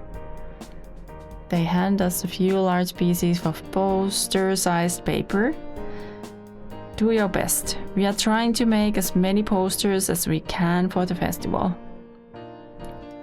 Yeah, we need to get people excited for the culture festival. Try something like this. Gangle lifts up a poster of the entire class rendered in a manga style. Big eyes, small mouths. The top reads, Go Culture Festival. The proportions seem off. Rakata definitely isn't that busty, and I think Kane would have an issue if Pomni's shirt was really that short. But I get the spirit of her heart. What, seriously? I hate that. Zubul glares at him. We didn't ask for critique. Get to work, you two. I try to draw something, but I'm so nervous I end up just drawing a bunch of wiggly outlines, making no headway at all. Jax has already made impressive progress on something. Oh. This culture fair is sure to be killer. Well, guess that's cool, but the image is Jax holding a hammer, Gangle's mask is shattered, and Zubul has been disassembled. The title is This Culture Fair is sure to be killer. Zubul walks over to us to check our progress. So, how are you two doing over here? I throw my arms over Jax's offensive drawing. Hey. Oh, it's going good. So good, but don't peek. No spoilers. Zubul raises an eyebrow, but shrugs before returning to the corner Gangle is working in. What's wrong with my poster? Seriously? You thought it was funny when a truck was running over Agatha. In class, Jax, this is something that everyone in school is gonna see. Jax grins. God, they'll think it's funny too. I'm too distracted lecturing Jax to notice somebody sneaking up behind us. Her face falls as she looks at the drawing. See, Gangle knows what art is. Come on, give me your opinion. This is way too violent to put up at the culture festival, but... She trails off. But your style is pretty good, Jax. How long have you been practicing this cartoon style? What? I mean, you clearly know your way around a pencil. By now, Zubul has been alerted to something going on in our corner. Spying the drawing, they glare at Jax. Are you serious with this? They gesture to his art, then shrug. Gangle is right though. This is better than I was expecting from either of you. Gangle smiles despite herself. Have you been hiding your talents from us? Now Jax shields the drawing with his body. Alright, that's enough. You said it wouldn't work, so stop looking at it. If you join the art club, we could draw together more, and something like real fear begins to sneak its way into Jax's expression. No. I am not like you.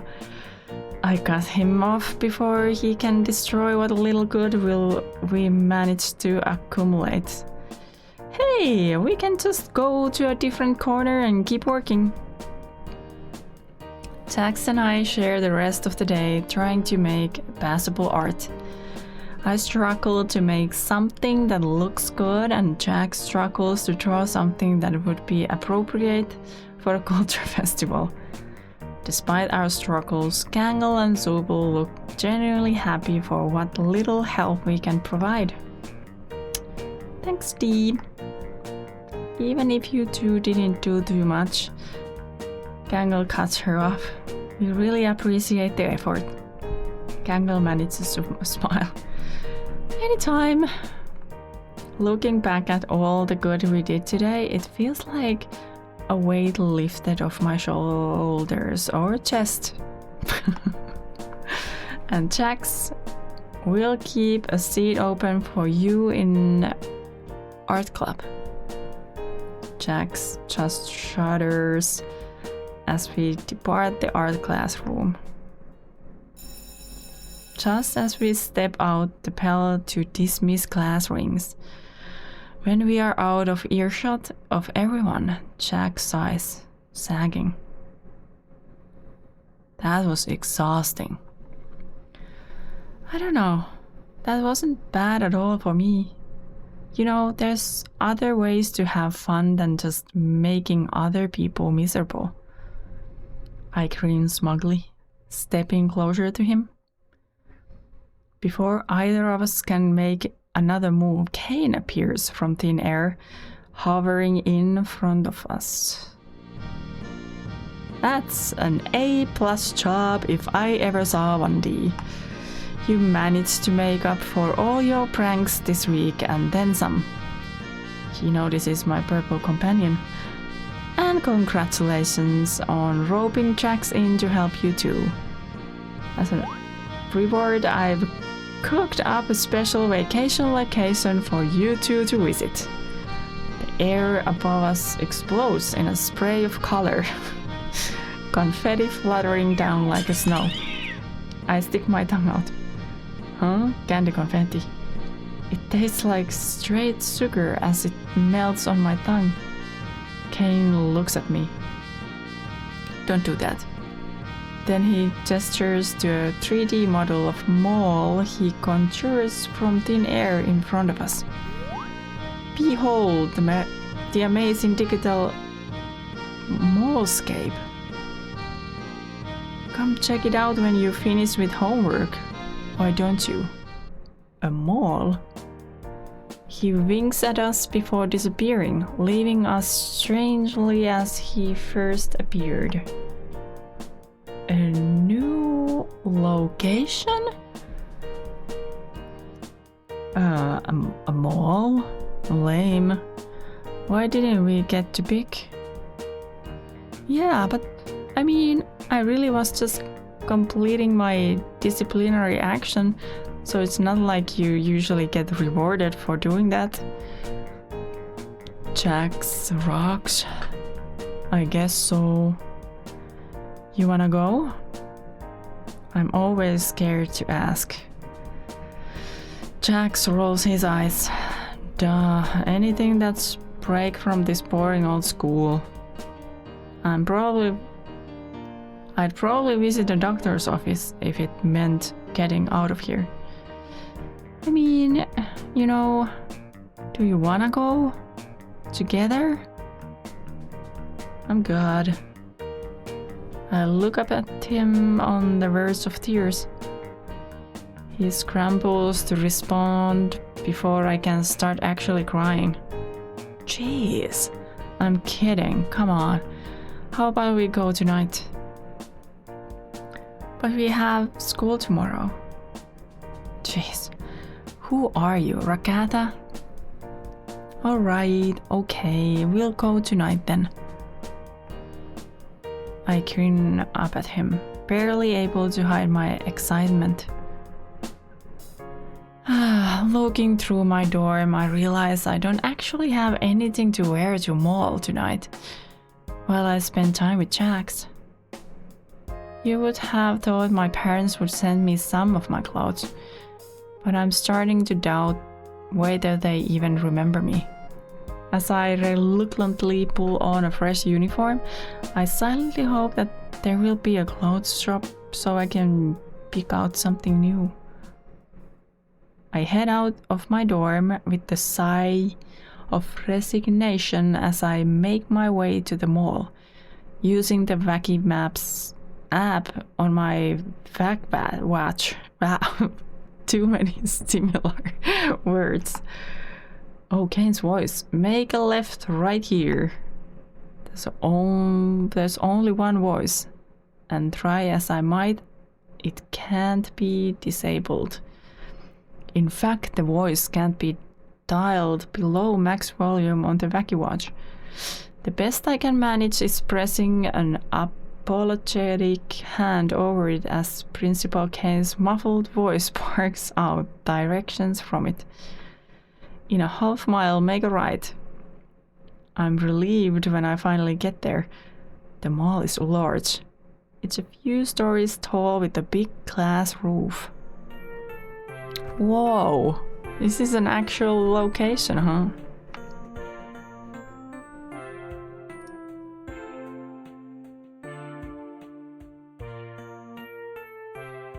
As I enter, I see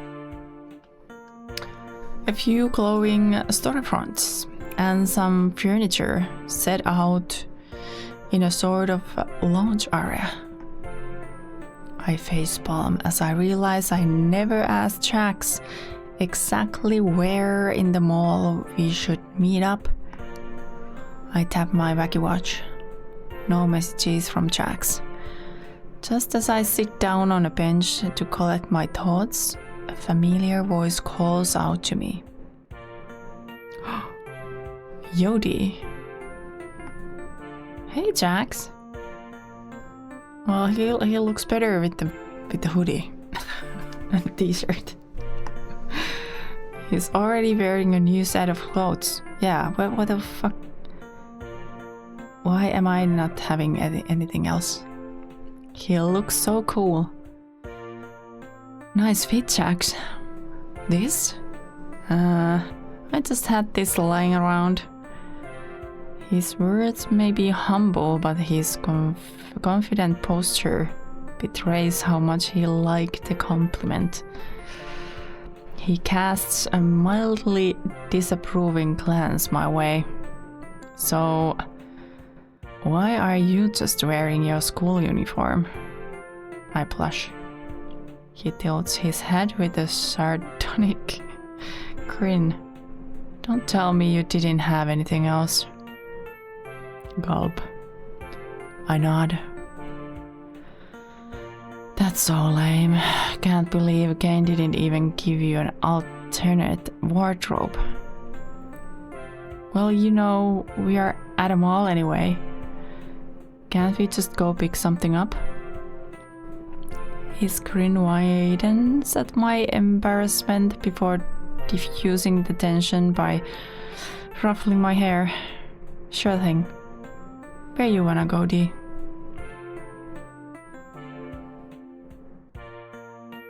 Spicy subject? Trendsetters or her ladyship's enigma?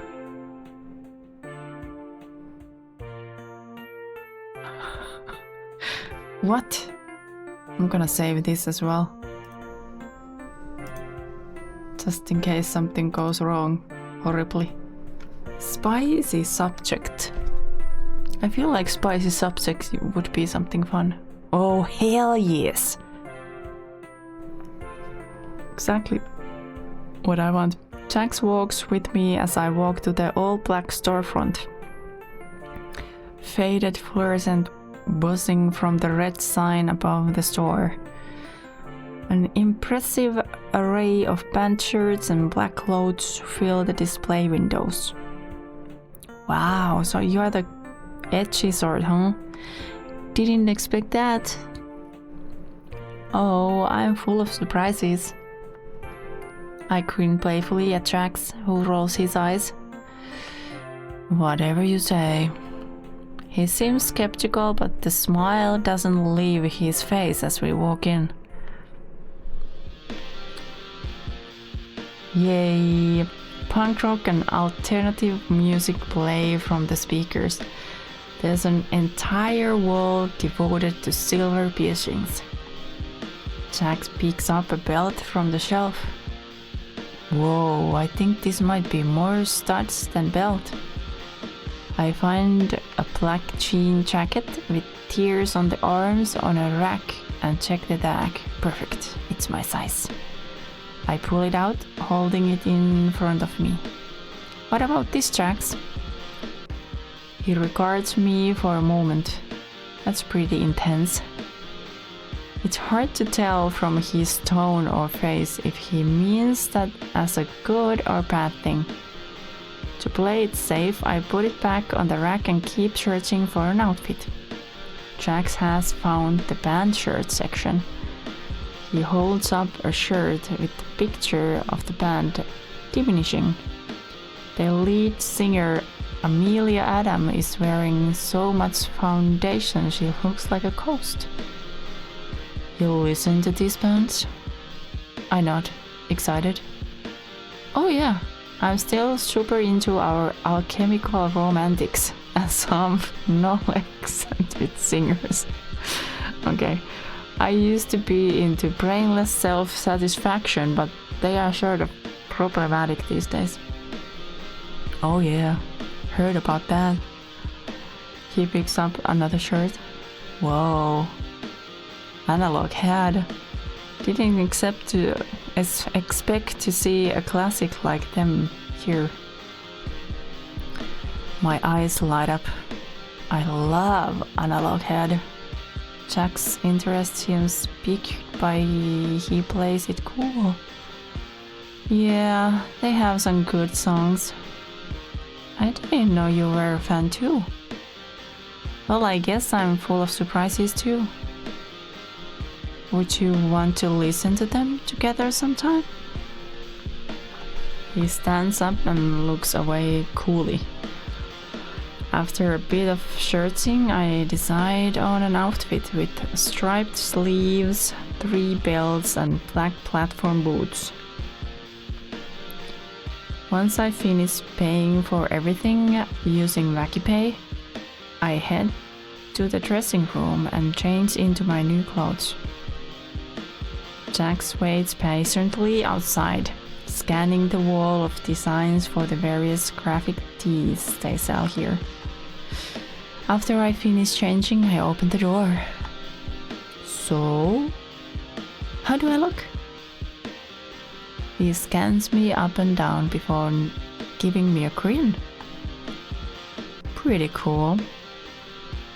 I can't help but blush. So, what do we do now? Jack shrugs. No, my mind races. That grin he gave me isn't helping me keep my thoughts clear at all. Finally, I think of something. Food court. Food? Jack cocks an eyebrow. What? You wanna get some? He still looks confused. Ugh, stupid D. Say it all together. You wanna get some food together? Jack nods with a smile. Sounds good, D. We head to the food court. Various restaurants offering international cuisine advertise their offerings, filling the food court with a heady aroma. Where are you getting food? I spy Uncle Uriel's pretzel stand. My mouth is already watering. There, I say, pointing to the neon pretzel above the pretzel stand. I pick out an almond pretzel and Jack gets a cup full of pretzel dogs as we find an empty table. I take a big bite out of my pretzel as I look across the table at Jack's. He hasn't even touched his pretzel dogs yet. Having fun? I swallow the big bite of pretzel before responding. Yeah, I am. Are you? I know we haven't pulled a prank or anything all day, but I just like spending time with you. Before I can demand a response, Jack stuffs a few pretzel dogs in his mouth, thinking a bit before responding. I guess I'm wondering why a mall? What? Kane can make like anything, I'm pretty sure. Why make a mall as the new location? I shrug, taking a bite of my pretzel. I don't know. He said it was for us. Maybe it's supposed to be educational or something. Jax rolls his eyes. What's educational about a mall? It's just mindless. You walk around, you look at stuff, maybe buy something and walk out. But there's pretty much always something for everyone at a mall. I say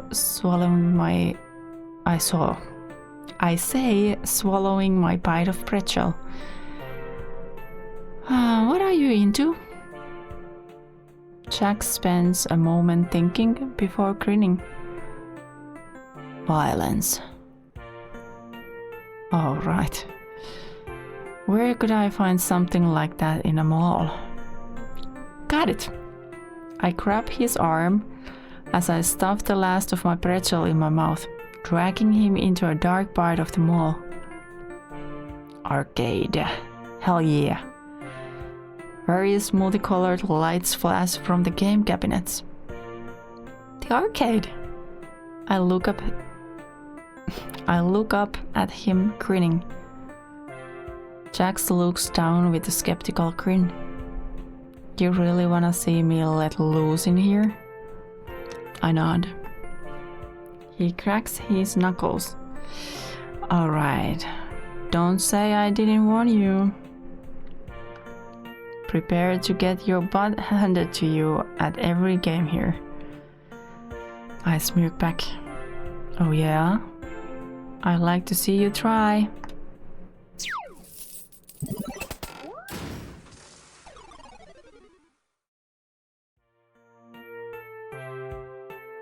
True to his word, Jax humbled me in every game we played. Even the kiddie game Bring Cake to the Picnic. He managed to outscore me 20-1. How are you that good at video games? Jax just chuckles. I warned you, D. He sighs, clearly happy with himself. Just had a lot of time to practice. I spent a lot of my time as a kid loitering in arcades. That might be the first time he told me about himself. I'm stunned for a moment that he's so open with me.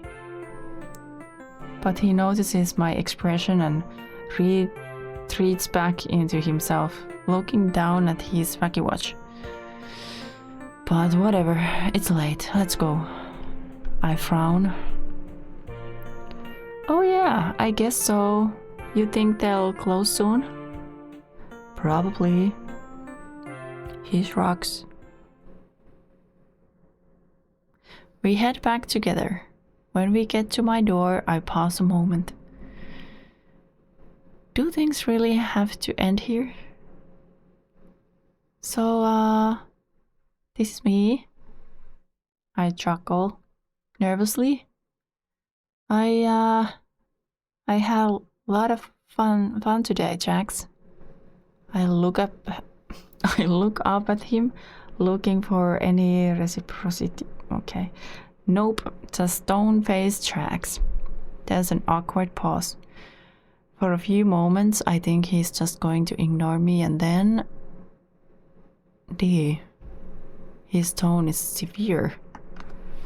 Yes, Jax?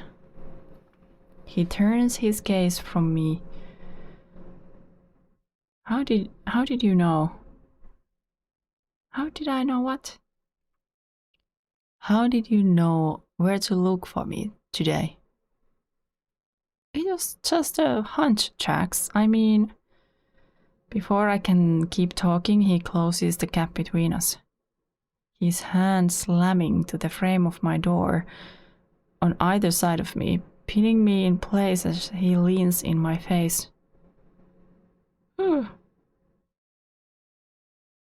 What is your game, D? Are you just obsessed with me or something? Why aren't you just treating me like everyone else? Why do you keep coming back after I treat you? He stops himself before continuing. I can make your life really difficult and painful.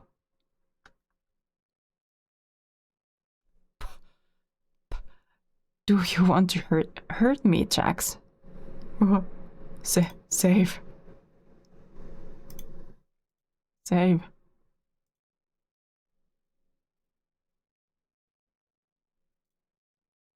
Do you want to hurt me? Yeah.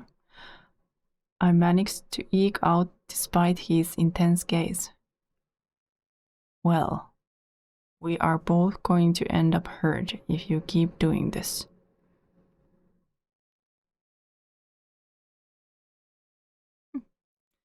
He eventually relents, turning away from me again. Look, D. People who try to get close to me, people who want to get close to me, they just end up getting hurt. He gives me a tired half smile. Just walk away, leave me alone. He turns away from me, leaving for his dorm. Jax! I call out to him from the balcony, but my words fall on deaf ears as he turns his key in his door.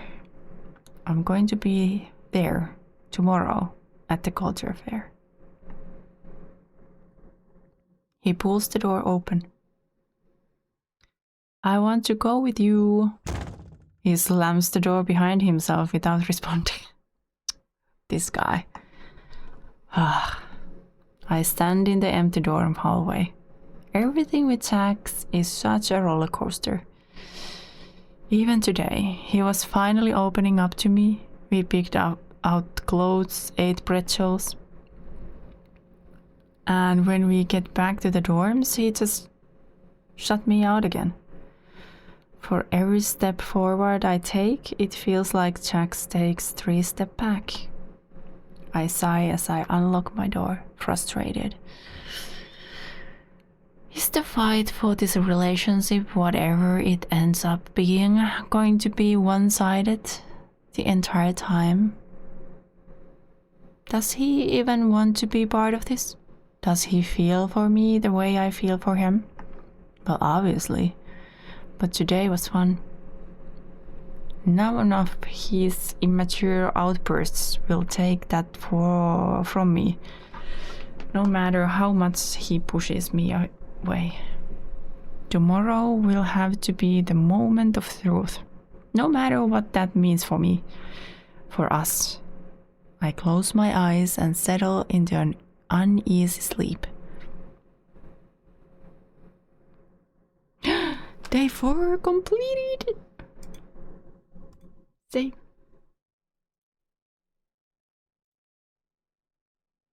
It's a fair day. The day of the culture fair arrives. I slip on my uniform and stand in front of the mirror. Today is the day I steel myself for the culture fair and seeing Jax again. In all my unease last night, I did a lot of thinking. I need to tell Jax how I feel. All this back and forth between us. Him pushing me away, me pulling him back. It's too much for me to handle.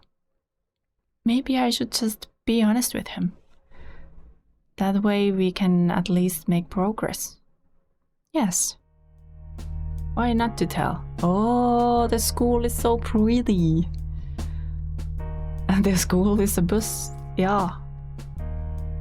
Gangel and Zubel are at their assigned art stands, mingling with the students walking past and admiring the art.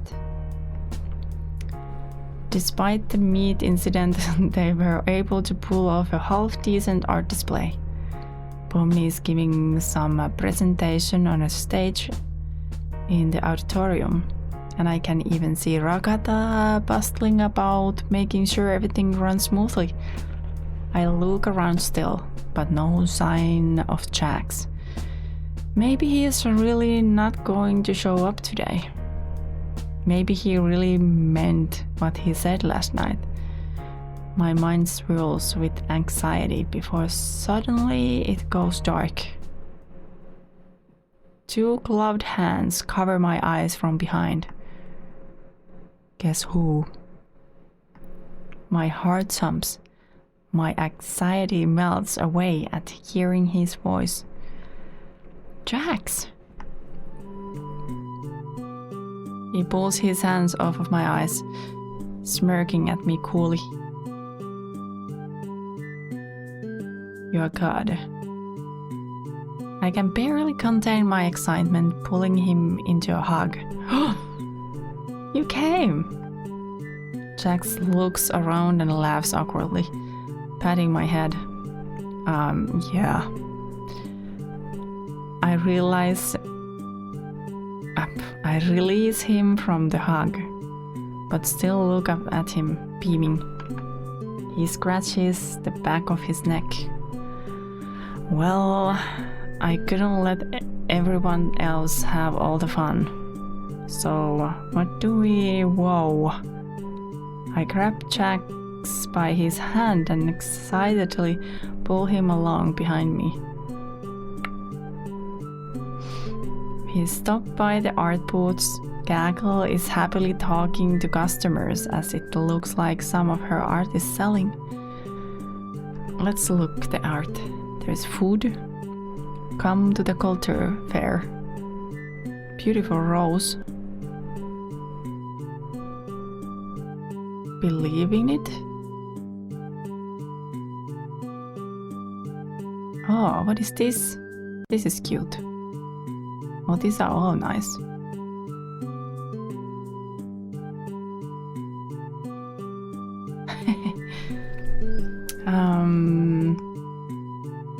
We appreciate the booth. Dee! And Jax. She drags his name, her tone cautious, but also seemingly confused. Hi, Gangle. Your art looks nice, I say, eyeing a picture of what looks like Jax in a maid dress. I may have to come back for that. Hey, is that... Jax points up to a familiar piece of art hanging on the back of the stall. That's the art you drew yesterday. Oh, it's there? Oh, it is. It is there. That's the art you drew yesterday, yeah. I say, leaning over the counter to get a better look. Yeah, I didn't want to put it up, but Gaggle insisted. Art is meant to disturb the comforted and comfort the disturbed, she says, raising her ribbon. I think that does the job. We put up some of these stuff too. They gesture to a wall with some of my art pinned up. We appreciate you guys coming back and helping us catch up. It was the least we could do. Ah, Zubi, my heart is melting. Jax puts his hand over his heart dramatically. Yeah. Zubu rolls their eyes before turning away. I was mostly talking to Dee. They turn back, looking directly at Jax. But you know, you're pretty tolerable when you are not trying to ruin everyone's fun. You should try that more often. With that, Subal turns away and turns to their stall. Are you guys gonna buy something? There's a line forming. Oh, sorry. Jax and I head further into the festival, passing by the auditorium as Pomni is coming down from the stage. Hey Dee, Jax. We both stop as Pomni runs up to us. I'm glad to see you both made it. Hey Pomni, what were you doing on the stage? Oh, I guess Kane wanted me to do a presentation on culture festivals. Thank God you guys found that book for me yesterday. Or else I would have been standing up there telling jokes or something. That'd be entertaining. Jack smirks dryly.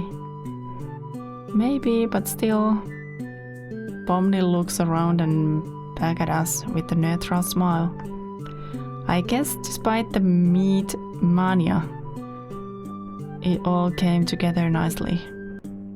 We really couldn't have pulled it off without you guys either. You two make a pretty good team.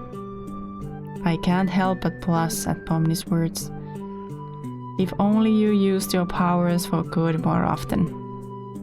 She giggles. Anyway, what are you guys up to for the rest of the day? I look at Jax, who in turn looks at me. I really want to see what the Kane whipped up for the food stalls. I guess we are getting some grub. Jax surprises me, this time taking my hand in his.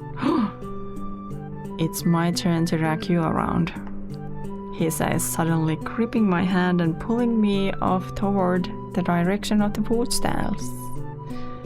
I quickly wave goodbye to Pomni. See you, Pomni. Well. As Jax pulls me off to the food stands, I laugh. I'm gonna pull my arm off. Slow down. He laughs. How do you think I felt? Oof. Not looking where we were going, we accidentally run into Rakata. Jax, T. Glad you guys could make it, she says with the fakest smile she can muster. You are not here to cause trouble, I hope? She says, wringing her hands. We're just heading to the food stands, nothing malicious, I promise. I say, trying to plead our innocence. Oh, right. Well, I have to say I'm pretty surprised at how much you've actually been helping everyone out here. It's a nice change of pace, I should admit. Even that stand you guys built for me was pretty sturdy. I really thought you'd leave a screw loose or something. She laughs nervously. Oh yeah, of little faith. Jack smiles sardonically.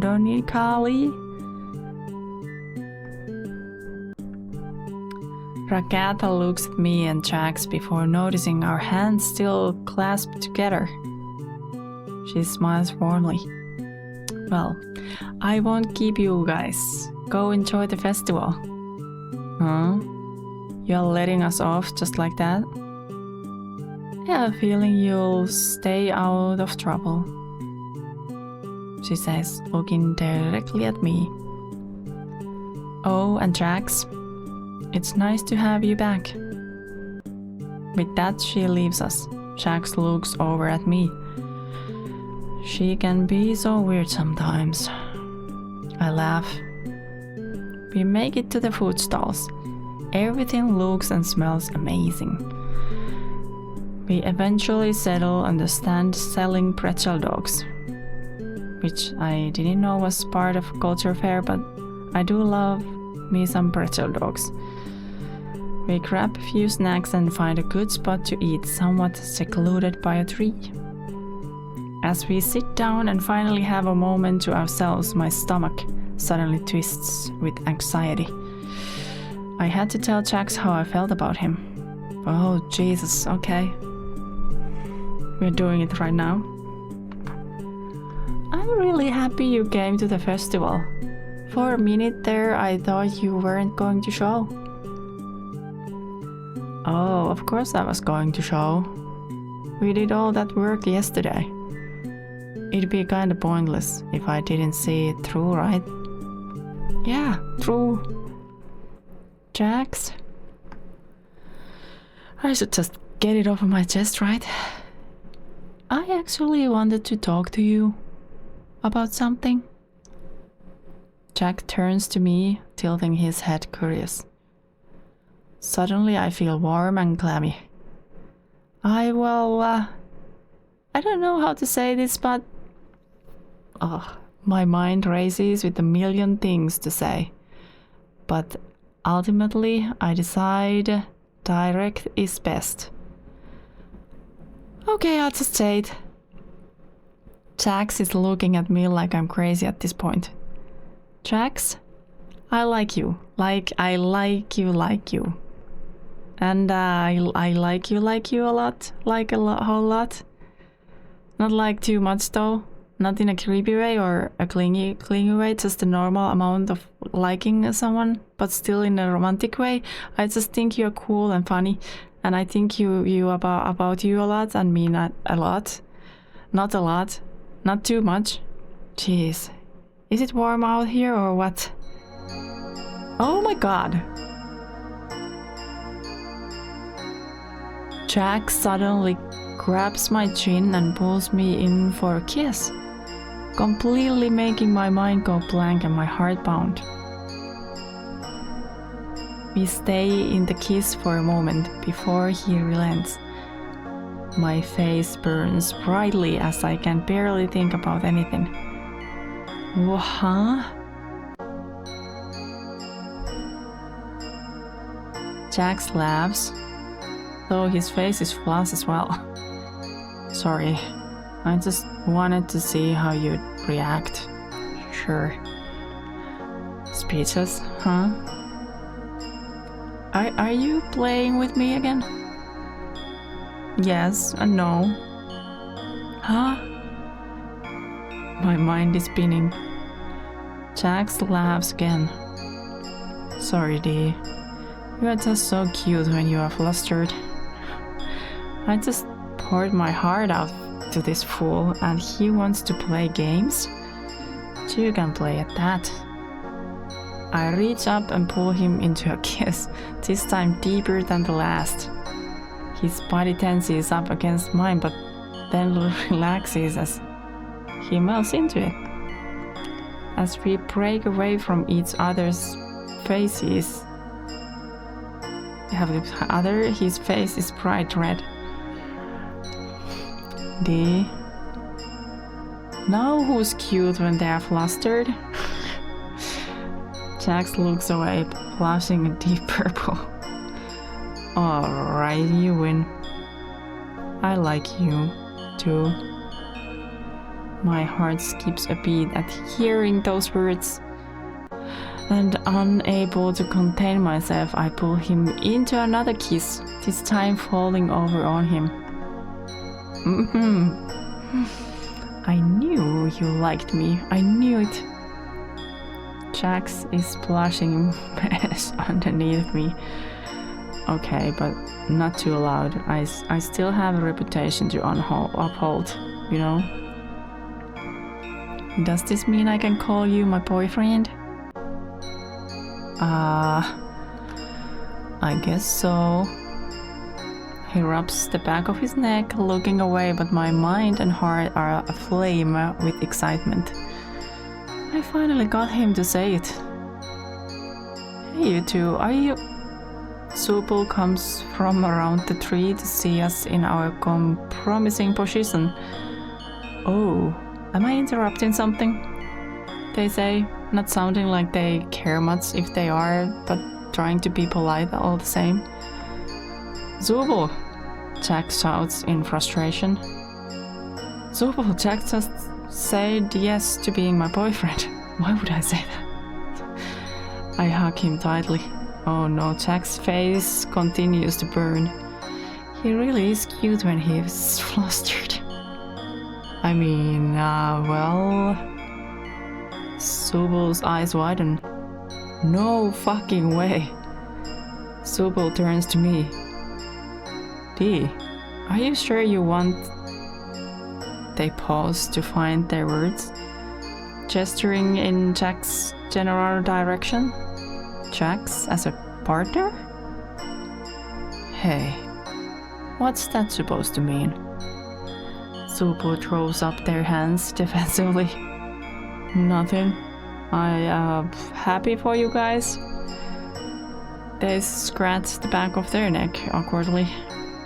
Are you two coming to the firework display tonight? Rakata asked me to get a head count. Fireworks? That sounds fun. Count us in.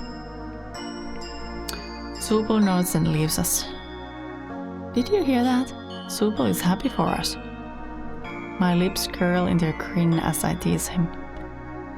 I'm so going to get you back for that, he says, his hand cupping the side of my face.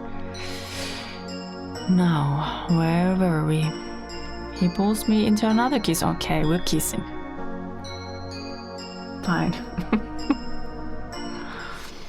We stay under the tree for a little while longer before going to the fireworks show. Despite all the ups and downs, it was worth it to get here. Jax and I may still have ways to go, but I wouldn't want to be with anyone else. We eventually part ways and return to our dorms. I walk to my room, still giddy from the day's earlier events. I pull a yukata from my clothing rack and start to get changed. Wait, was there always a yukata here? No. I peer at a note on it. It's a gift? From Kane? Congratulations, T, on getting close to the prickly pear cactus that is our Jax. It's come to my attention that you were even invited to the fireworks festival. Very impressive indeed. Well, you can't just show up in your stuffy old school uniform, so I decided to give you a yukata for tonight's little outing. Have fun with it. I shrug. I pull my yukata on and wait for Jax outside my dorm. When he sees me, he smirks. Wow, D. Really got yourself dolled up for some dumb fireworks just to show off for me? I should be flattered. I smirk back. Yeah, you should, I say, putting a hand on my hip. Jax shakes his head. Well, come on, let's go to the school, since you want to tell everyone I'm your boyfriend so badly. We walk hand in hand to the school entrance. Before we enter, Jax stops me. So, I got just one question before we go up there, D. I pause. Why me? I ponder that a moment, putting a finger to my chin while I really try to think of the answer. I mean, I got you in trouble, bailed on you, didn't really do anything for the culture festival. Why do you care? The answer finally comes to me. Because you are you. Jax looks confused. I guess I don't know. I could tell there was someone genuine underneath it all. At my old school, I was a loner, and I would just ditch anyone who tried to spend time with me or make fun of me, of them. But it was a really lonely way to be. When I came here, I told myself things were gonna be different. And I guess I just saw you, and you reminded me of how I used to be. And that reminded me how much I just wanted someone to talk to, and confide in, and spend time with. Sorry if that's cheesy or whatever. Jax has been silent next to me for a while, but he finally meets my gaze. Nah. He rolls his eyes. I mean, I'm a loner because I'm a cool guy. And you were probably a loner because you were an awkward loser. Come on. I roll my eyes at his obvious joke as he smirks down at me. But having you around does make things less lonely. So let's go up there and make everyone else jealous with how cool I made you. Aww, oh, this is very cute picture. We do just that. Every once in a while we share a kiss. And while the others give us a wide berth, there's a sense of peace, or at least truce, that settles over the group. As the fireworks go off above us, to the oohs and ahs of our class, I realize something. I may have changed Jax some, but he also changed me.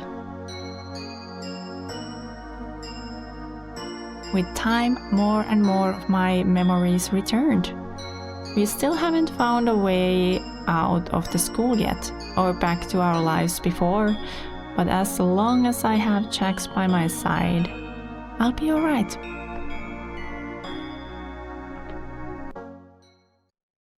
Finn!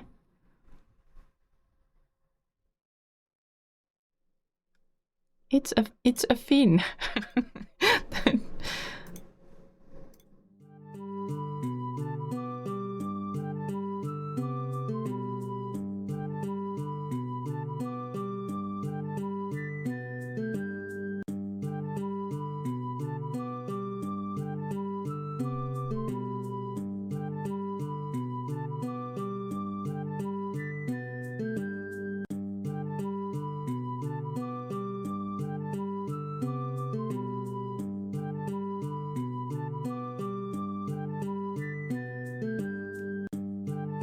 Thanks for playing. Well, thank you for making the game.